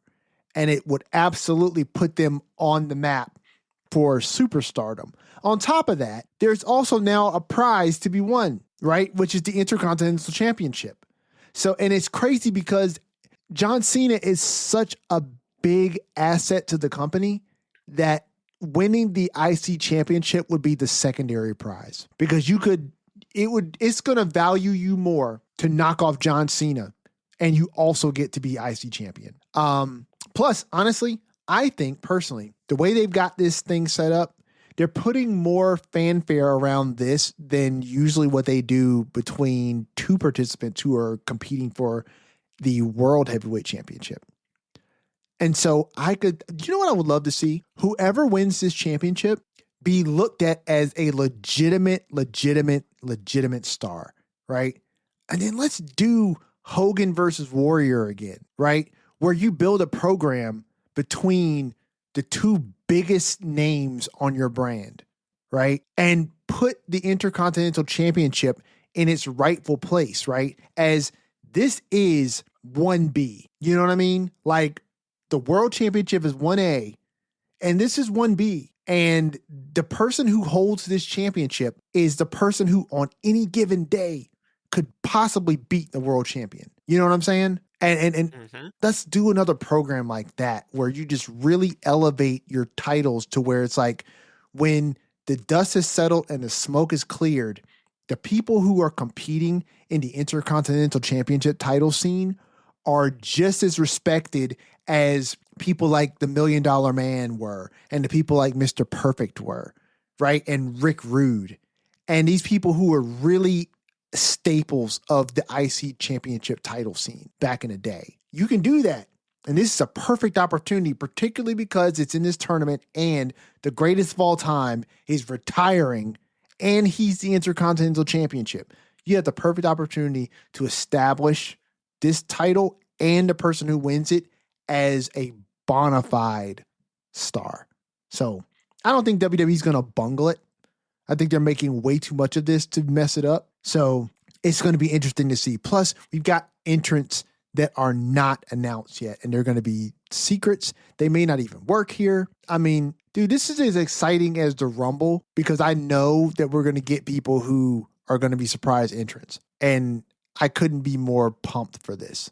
Even more pumped than Royal Rumble because it's happening in Saudi. And so that takes it down a few notches for me. But this tournament, I am over the moon about. Yeah, it's going to be awesome. It really is. The surprises make it exciting. I'm glad they're saving those little, the entrance pops. Yeah, which are always good when you get a nice little surprise. So I did not realize, and maybe I forgot. I feel like I said this last week. I probably did, but so I did not realize when I was watching this next match that Raquel Rodriguez was challenging for the title against Stephanie. Yeah. But was announced the prior week, and we got a good one this week. Yeah, dude, this match was great. I am a fan of Raquel Rodriguez as well. Like she's come so far, and this match was good. There were a few spots in this match where I was like, this is how you plant and seed a character who you're trying to build as super strong. Like there were just a couple spots here where Raquel really established the fact that like this meteor that you're about to do is not going to work. And you're trying to do this devil's kiss on me. Spots. It's not going to work. Yeah, when she powered out of that was really cool. Yeah. Because at least I haven't seen anyone do that before. No. Are you talking about the devil's kiss? Yeah, to counter that. Yeah, no, we haven't seen that. And I don't think we've seen anybody catch someone mid-meteora and turn that into a powerbomb. Not that I can recall. Like, yeah. These are great spots. And she has also learned all of the nuanced things that you do in the ring that make your performance look really good. And, listen, if you're not putting a title on Raquel now, cool. Do I think Raquel should be the person to win the women's Money in the Bank next year? Yes. I think she's earned it. I think she would be a credible threat. And when she cashes in and she wins the championship of her choosing, I think she is a perfect person to go toe-to-toe with some of the other people who are at the top of the card. Becky Lynch, Charlotte Flair, Lash Legend, I'm speaking that to existence. Jade Cargill, a returning Bianca Belair. You know what I'm saying? Like, I think she fits that bill and she's earned it. And this match against Stephanie was just great. I mean, listen, La Primera is awesome. And boy, the conclusion of this match was one that was awesome. And legitimately, I'm watching the match happen and I'm thinking to myself, I think I know what's about to happen here. Like, it was telegraphed just right, just enough. And then when it happened, I was like, I knew that was going to happen and it was great. But your thoughts on the match first, Skeeter, and then give our fans the blow by blow of what happened afterwards. I mean, match was really good. I think you're right. They've done a great job building Raquel, and Raquel has done a great job building Raquel because she started, months ago when we were just talking about how she was seizing every moment she was on camera in the Judgment Day and just throwing little bits of personality into her 10 seconds of camera time in a segment. And now here we are with her competing for the Women's World Championship. And yeah, it's been nice to see in the Lariat Lounge era, essentially see that whole journey and where we are now. But they've done a great job with Raquel, and she sees the opportunity. But so we get a pretty clean finish, I believe. Roxanne attempted to get involved in the match, but Nikki Bella, who was at ringside with Stephanie Vicaire, did not allow that to happen. Vicaire eventually she gets the win, gets to hit her devil's kiss, and gets her. I forget what they're that calling it. corkscrew moonsault. I don't know what they call it, but yeah, they have a name now. I always forget it. But yeah, so Roxanne jumps Stephanie after the match, as heels will do, and Nikki Bella, being the great friend of Stephanie Vicaire, comes in and pulls Roxanne off and gives her a little bit of the business, and eventually they're backing the heels down the aisle, and Stephanie and Nikki are standing tall in the ring. They do give a little hug, and Nikki turns on Stephanie Vicaire and takes the title and holds it up as she stands over her former friend, signaling that she is done playing second fiddle to this new girl, and she's gonna show her how a vet does it. So looks like we are headed towards a feud between Nikki and Stephanie Vicaire. I think we kind of toyed with this idea right after Stephanie won the title, and I think it's a good one for her. It's not, it's not something that will be highly taxing in a way for her. It's not going to put her in a spot to be exposed. And I think working with a veteran is going to be great for Stephanie. And I'm excited for it because I'm a Nikki fan, so I'm excited to see what she can do in this renewed heel role. I agree. I think this is going to be a great match. It's going to be a great feud. And yeah, we talked about this before. And like I was saying at the top of this, right? This in the match, this was telegraphed just the right amount, right? Like just the right amount. You could see the crosshairs lining up right before Nikki did what she did. I mean, the camera was lined up perfect. Nikki picks up the belt that's on the ground, and your initial thought is she's about to hand it to Stephanie. But then it's like there's a split second where you see it before it happens. And you're thinking, oh, okay. And then here's the shot. Boom. Nikki knocks Stephanie right in the head with the belt. And she stands over her. There's no friends in this business. And Nikki drops the belt onto Stephanie. She steps out of the ring, standing on the apron, and she symbolically rips off the red Fearless shirt to unveil the black one underneath. The symbolic changing from face to heel, which, listen, I thought it was great. The crowd popped. The fan in me really wants Nikki Bella to get new theme music. I am an old school fan of the fact that like when a good guy turns heel, they should get like heel theme music. And I feel like Nikki is well overdue. She probably won't, but I wish she would. I wish she would. I think it would just cement this as a new era for Nikki. And obviously, Nikki's not going to win. She's not going to beat Stephanie Becerra whenever this championship match happens. But I think Nikki should stay heel. And if she's going to be around, right, it just opens up the program for her to do a lot of other things with her being a heel on this roster. But yeah, dude, I thought this change for Nikki was warranted. It was due. And yeah, Nikki's not playing second fiddle to this new girl. And there are no friends in this business. And I think this will be a great opportunity for Stephanie to show a little bit of depth, some layers. She's got this Wednesday Addams thing going on with her face that it very rarely changes. Sometimes we get a smile, but like oftentimes in the ring, I can't even tell when she's hurt. I can't even tell when she's, Yeah, I get what you're saying. you a know what I'm little bit, saying? yeah. Like you can't tell. So this will be a great opportunity to give her That's a good comparison. I like that some camera time. So she, because I get that too. yeah, you know what I'm Yeah. saying? She's got the I do. RBF, and Yeah. and Wednesday Addams has got that all day.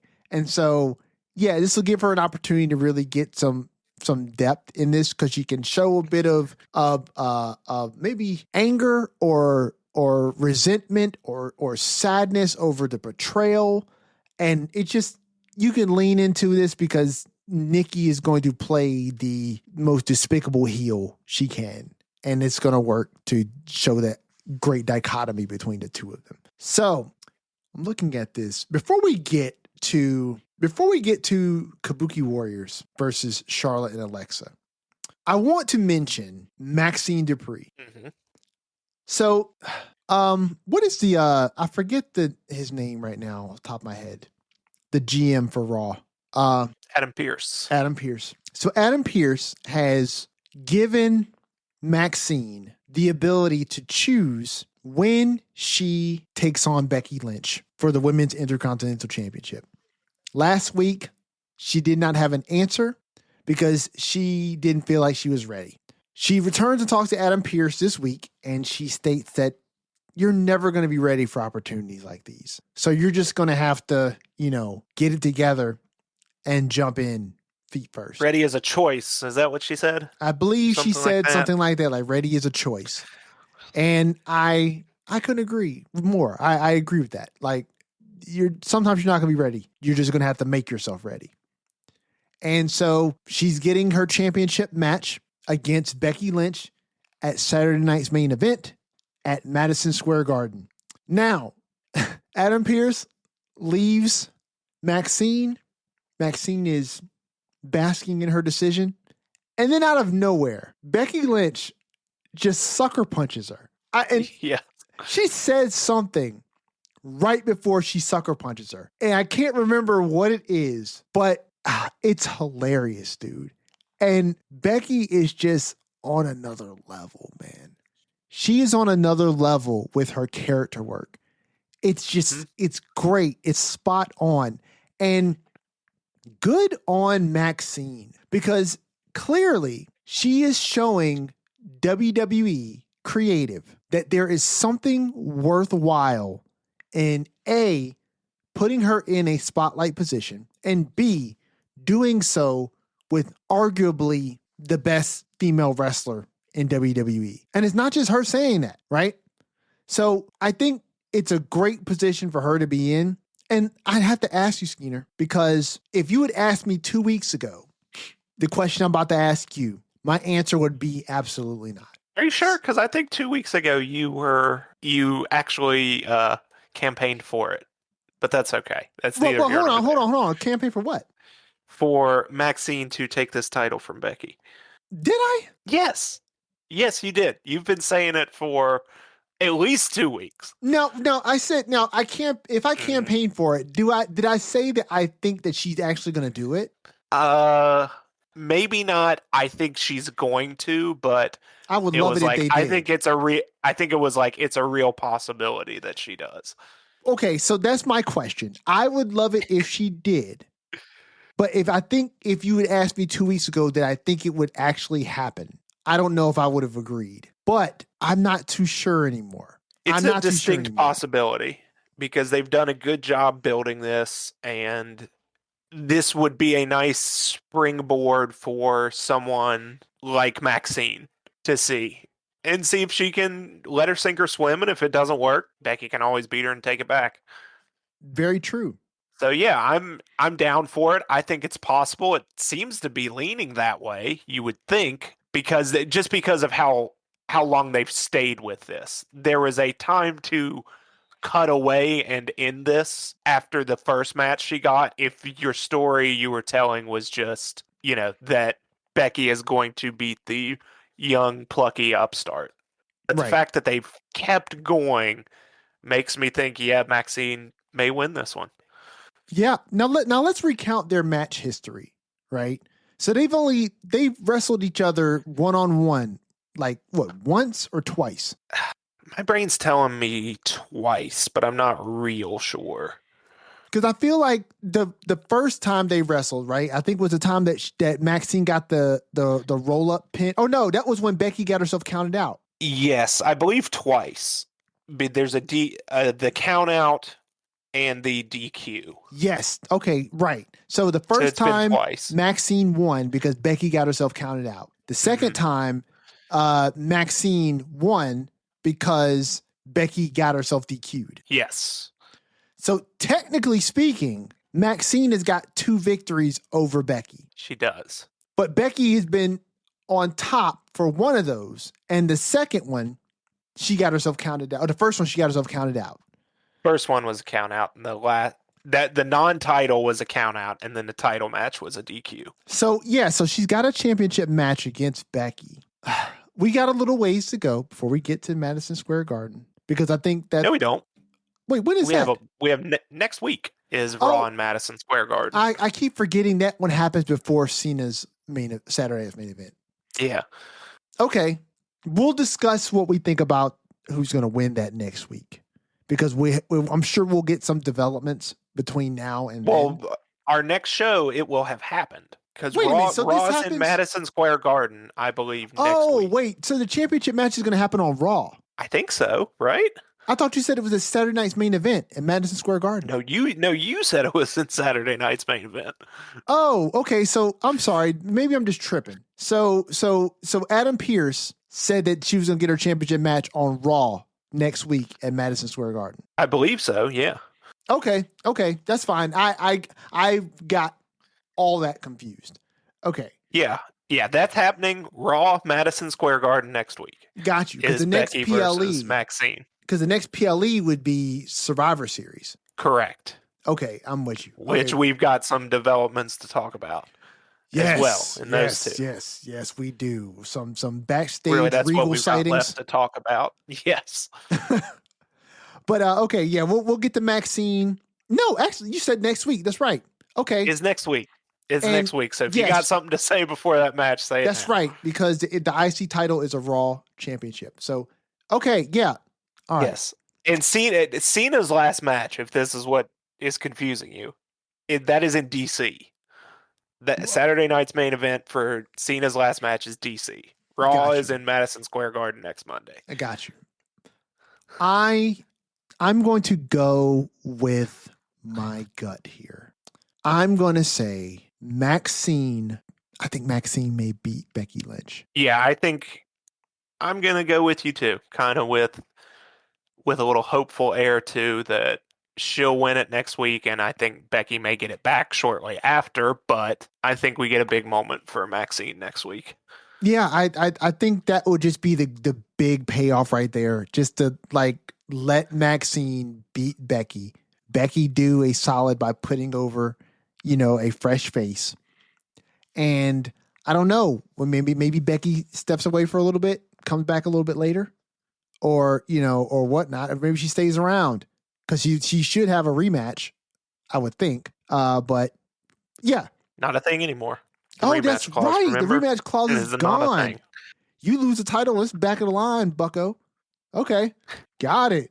Okay, maybe Maxine just wins. That would be sweet. Listen, I'm looking forward to that now. I'm really looking forward to that. So, last thing on the docket, sir. War We got games. two things. Oh, okay. Yeah. Yeah, 'Cause we got I mean, yes, they're two both editions. War I Games gotcha. developments. I got you. Where you want to go first? Well, let's go with the more let's leave the more interesting of the two for last. So let's start with the men. So Cody Rhodes and Jey Uso are fighting. Cody Rhodes, Jey Uso, and CM Punk join forces to fight off the Vision with Logan Paul. Logan Paul will be playing the role of Seth Rollins tonight. Yes, it clearly says on WWE's. You said that last week, and is he just standing in for Seth Rollins? And I thought there may be more to that, but this week made me think, no, that's all that's happening. Because Logan's explanation did not move me. That he saw the Vision when he was getting hit with the tsunami. So it seems like this was just the stand-in and the person they called to fill the Seth Rollins role for War Games. Dude, I'm gonna tell you what I would love to see. So I would love to see CM Punk, Jey Uso, Cody Rhodes, and whoever it is they pick up because they're gonna need a fourth, right? And then maybe you've got a fifth. Oh well, yeah. How many people are in these matches? Because the women only have 4. It is fluid. So let's say they just go with 4 because I don't think the women are picking up a fifth, right? So let's just say they have 4. They're going to need a 4th member. I have no idea who that's going to be currently. Yes, you do. Do I? I mean, do I really think it's going to be Roman? Because I know that's what you're thinking. And this is, and mind you, War Games is happening before Christmas.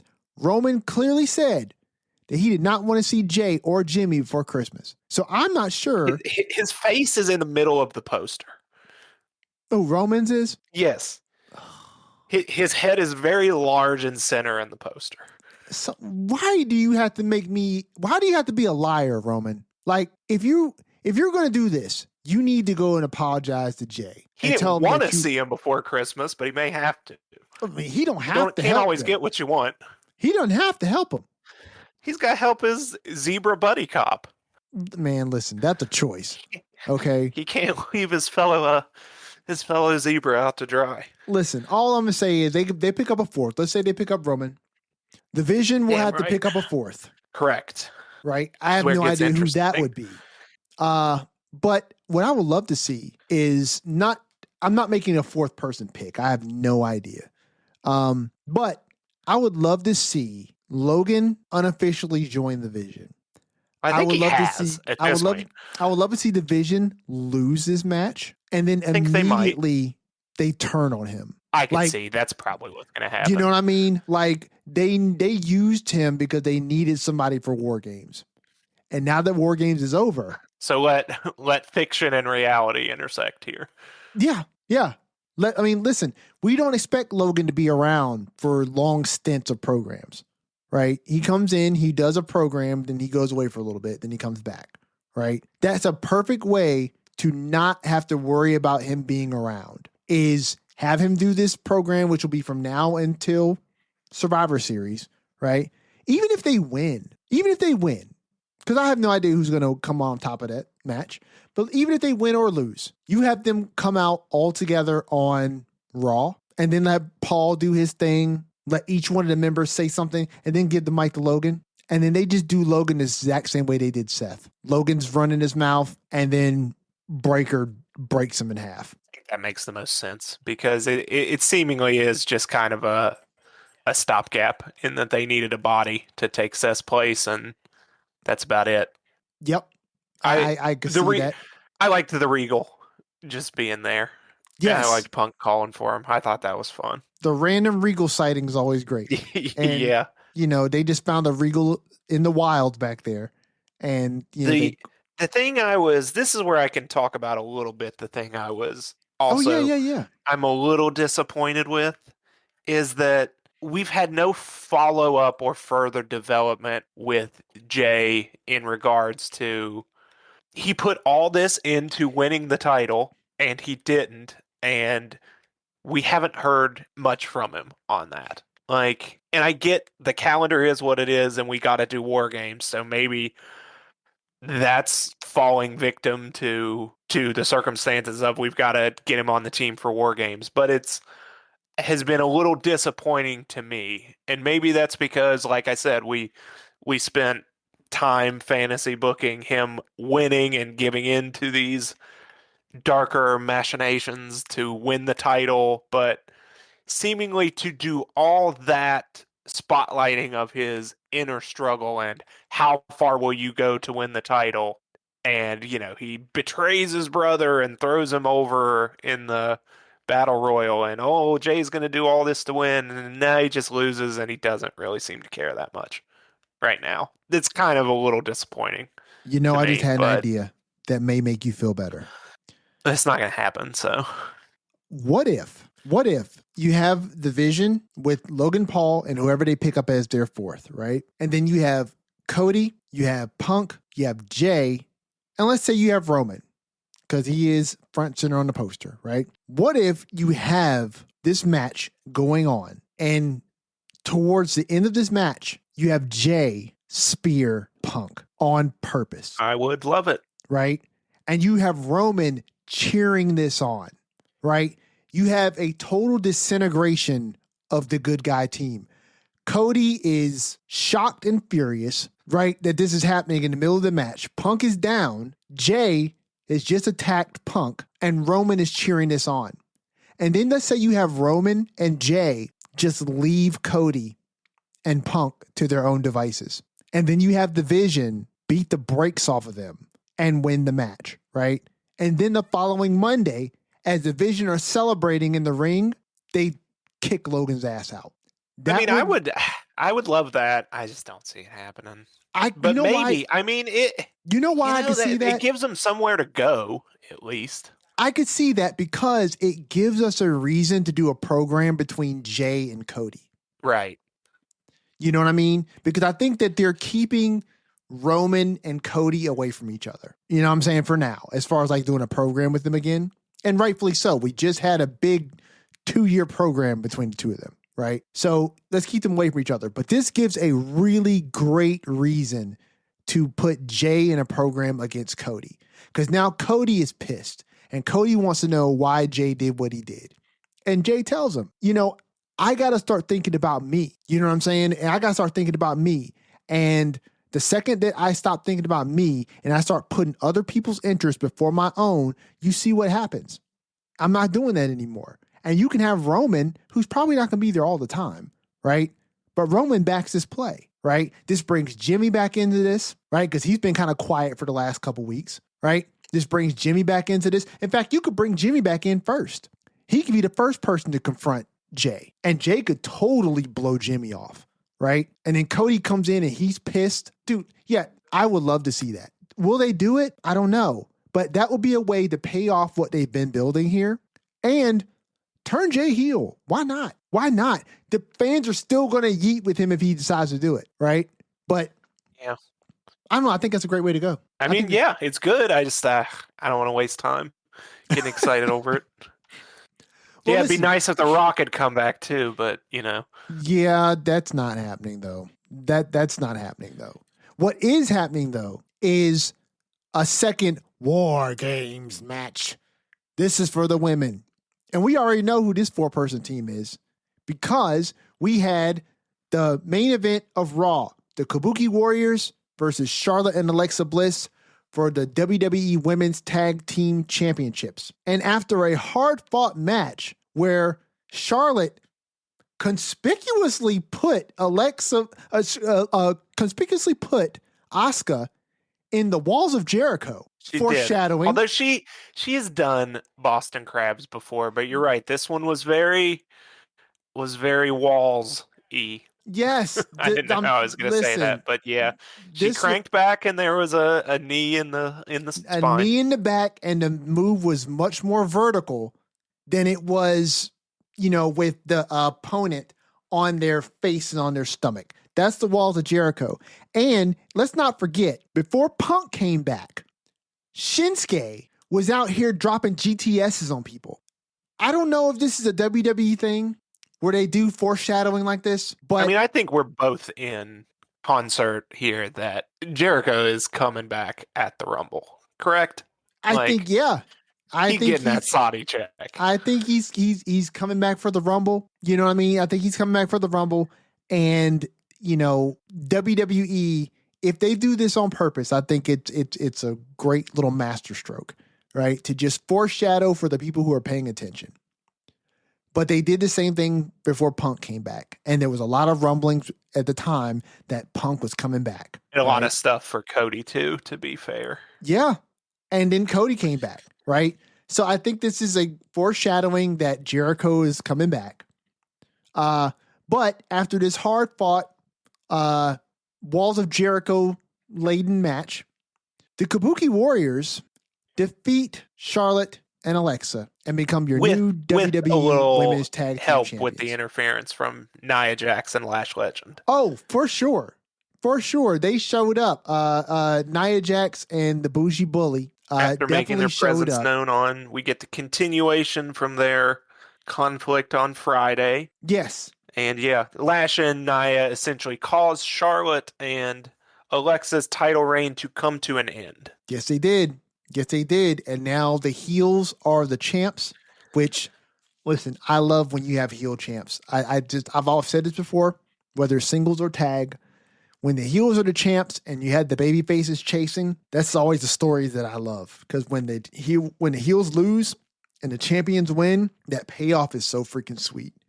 And the Kabuki Warriors have been doing a great job. I don't know how much longer you keep Charlotte and Alexa together. But this is a good way to separate them quietly if you want to. And now you've got Rhea back and you've got Io back. Listen, this War Games match is going to be great because the participants are going to be great. We've got Charlotte, Rhea, Io, and Alexa versus the Kabuki Warriors, Nia Jax, and Lash Legend. Mm-hmm. Man, this match is loaded. You know what I'm saying? Like, this is loaded with talent. I am such a big fan of 1, 2, 3, 4, 5, 6, 7 people in this match. Oh, come on. I listen, one person in this match I am a fan of. I'm not a huge fan. So let me just say this. I am a fan of everyone all people in this gets match. An apology. I am a fan of everyone in this match. I'm just being honest. I am a huge fan of 7 people in this match. I am a fan of one of the people in this match. Slanderous. It's not slanderous. If you knew who I was saying it about, it wouldn't be slanderous. It's Nia. It's Nia. Okay. I'm not a huge fan of Nia. At least we've moved on from your Kyrie hurts everyone phase. Yeah, no, it's not. No. Yeah, it's not Kyrie. No. I've never been a huge fan of Nia Jax. But I appreciate her. I think she's good, and I think she plays her role really well. But I'm a big fan of the rest of the people in this match. And I think it's gonna be a great match because I think at least you've made up with Kyrie. You're coming around on you're coming around on Tala Tonga. I guess Nia is our next project here. You know what? I think it's different because Tala Tonga I wasn't convinced at first, right?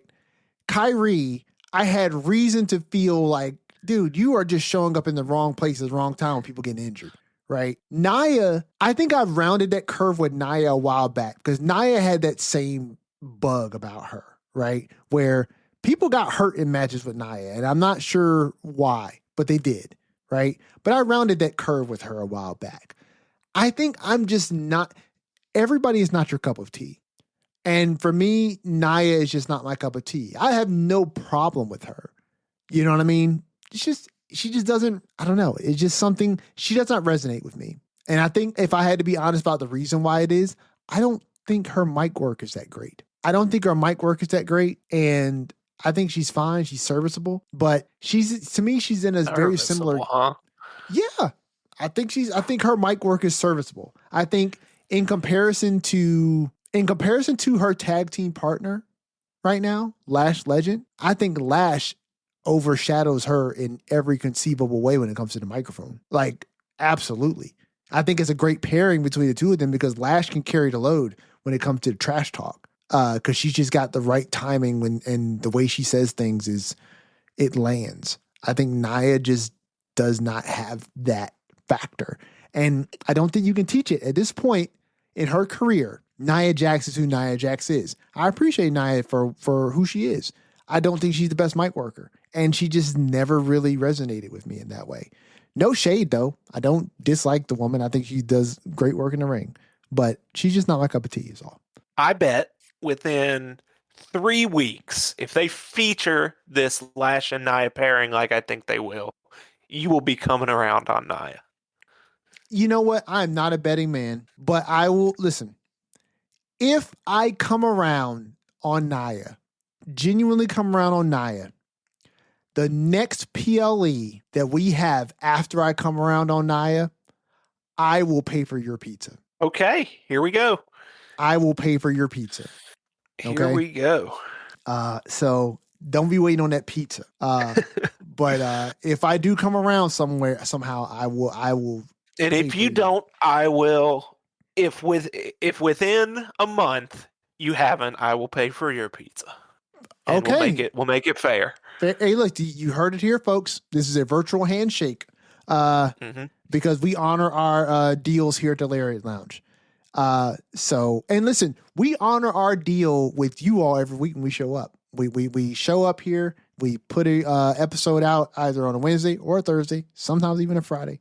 But we get it out here for you because we're here for you, and we appreciate what it is that you all bring to the table, which is listens, and we give you what we give you, which is our honest takes on the world of professional wrestling. Skeener, what's your big takeaway for the week, man? Rhea Ripley's back too. We didn't hit that, but yeah, she's back in a mask. My big takeaway is we still got to get better on the refs, man. Those refs are still fucking on people. He couldn't in Dom and Cena. Our ref could not get the turnbuckle tied back on. And look, I get it's probably tough. You're on a time cue. You're on live TV. You're like, shit, I got to tie this fast and get turned around and get to my spot. But hey, if no one else is going to hold him accountable but us and Drew McIntyre, someone's got to do it. That is true. That he was conspicuously taking an abnormally long amount of time paying attention to that. And then he didn't get it on. No. It fell off. If you were just going to do that, if you're just going to do that, just kind of stick it on haphazardly and turn back around and do your job. No, hey, listen, I'm with you on that. My big takeaway for this week, if I had to give it one thing, honestly, dude, I would say Dominic Mysterio and John Cena in the opening segment of Raw. I think I am just so impressed with Dom. And, as everyone here knows on the Lariat Lounge, Skeener and I both have been huge proponents of Dom from the jump.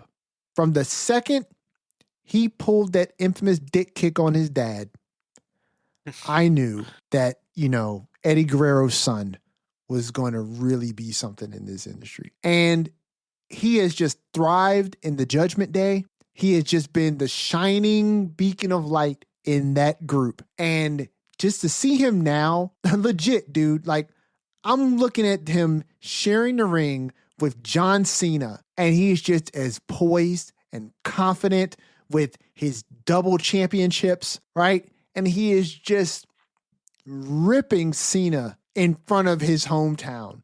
And Dom is just being the quintessential heel to John Cena's quintessential babyface in this moment. And I just remember seeing this little blonde-haired kid, right, back in the day, being torn between Eddie and Ray on WCW. What's that? WWF. I can't remember. But I think it was WWF. On what? I just remember a very young Dom. This had to be WWE. I mean, I think Ray was never in WWF, but I think Dom was on a couple WCW shows. So I believe he has appeared in both companies. Now you said Ray has never been in WWF? Yes, Ray was never in WWF. It was WWE when he came over? Yes. Okay. And yes, I'm looking at a picture of a young Dominic Mysterio on WCW television. Okay. Look, just seeing little babyface Dom way back when he was a little kid to seeing him now just at the top of the business, right? And sharing the ring with the likes of John Cena on his last Raw appearance, mind you, and wrestling Cena's last match on televised program. Dude, I've just seen this kid grow up in front of my very eyes. And to see him doing what he's doing now is, I feel like a proud uncle that he doesn't know he has. So, that's my spot for the week, man. I just could not be more happy to see Dom excelling in the business. And yeah, it's been cool to have been here where we feel as fans we've been along for the whole ride. Yeah, absolutely. That is just getting started, which is the crazy part. Right. I mean, it's just getting started. Like, oh man, dude, this is a great time to be a wrestling fan. You know what I mean? Like on top of this stuff with Dom, just being here to see John Cena's farewell tour and the fact that we're like so close to the end now, like it's crazy. And this tournament is freaking awesome. And WWE, even with all the stuff we're talking about on SmackDown, right? They're at least trying to do some interesting things. Not all of it is landing, right? But then I'm looking at some of these things and I'm just like, aside from the US Open Challenge stuff right now, right? They're doing okay, but Aleister Black and putting him in a position that he wasn't in before. He's going to one-on-one against Cody right now. Jade is the champion. They finally got the title off of Tiffany, right? Last Legend, the Bougie Bully is here. The women's United States champion is Chelsea Green again. That's great, right? And Tala Tonga is doing Tala Tonga stuff. This isn't bad. This is not bad. It's just not as good as Raw. And WWE is just doing great, man. Like, I'm happy to see it. I'm happy to see it. And listen, I'm happy that you all have come out to join us once again for another episode of the Lariat Lounge. I am appreciative beyond measure of the analytics that I look at every week that gives me a breakdown of what it is that's happening in the world of the Lariat Lounge. I'm pulling it up right now because I just want to note where we are as far as our overall all-time is also notable downloads. And we are currently sitting, Skeener, at 448 unique downloads overall. We are encroaching 500 unique downloads. I mean, I am genuinely thankful for you all showing up. The fact that you all have listened to us talk almost 500 times is crazy. So I am appreciative. I thank you. I thank you. A lot of humans out there listening to us talk, which is pretty crazy to think about. One day I'm going to open this thing up and I'm going to read out the different countries where we typically get our listens from. And it boggles my mind every time I look at it that our voices are being heard all over the world by people who tune in to listen to us every week talk about wrestling. It's the coolest thing. And, I am very thankful that I get to do this with you, Skeener, and that people are listening to us do what we would do if we just picked up the phone and talked to each other, which is to discuss wrestling. So I'm thankful. Skeener, do you have anything you want to say to the people? You like what you're hearing? We're coming at you once a week, every week on all your favorite podcast platforms. iTunes, which is Apple Podcasts. It's not iTunes. I'm sorry I said that. Still stuck in my old ways. Apple Podcasts, YouTube, Spotify, all your favorite platforms will be there. We're over on Instagram at the Lariat Lounge Podcast, and you can send us an email at thelariatlounge@gmail.com. And give us a like rating, guys. If you are enjoying what you're listening to, it means a lot for us. It helps us to stay on the algorithms of all these different sites and keeps us where we are. I haven't checked where our rankings are, but the last time I checked, we were 196 on Pro Wrestling Podcasts for the United States, according to iTunes. So that's a big accomplishment for such a fledgling podcast as this one. We appreciate you guys. Come and check us out next week. We will be talking about all things SmackDown and Raw. Who is the new Women's Intercontinental Champion? We have yet to see, but we will know next time we speak. From your host, Everson Godfrey, co-host Andrew Skeens, this has been another edition of the Lariat Lounge. Please watch yourself on the way out.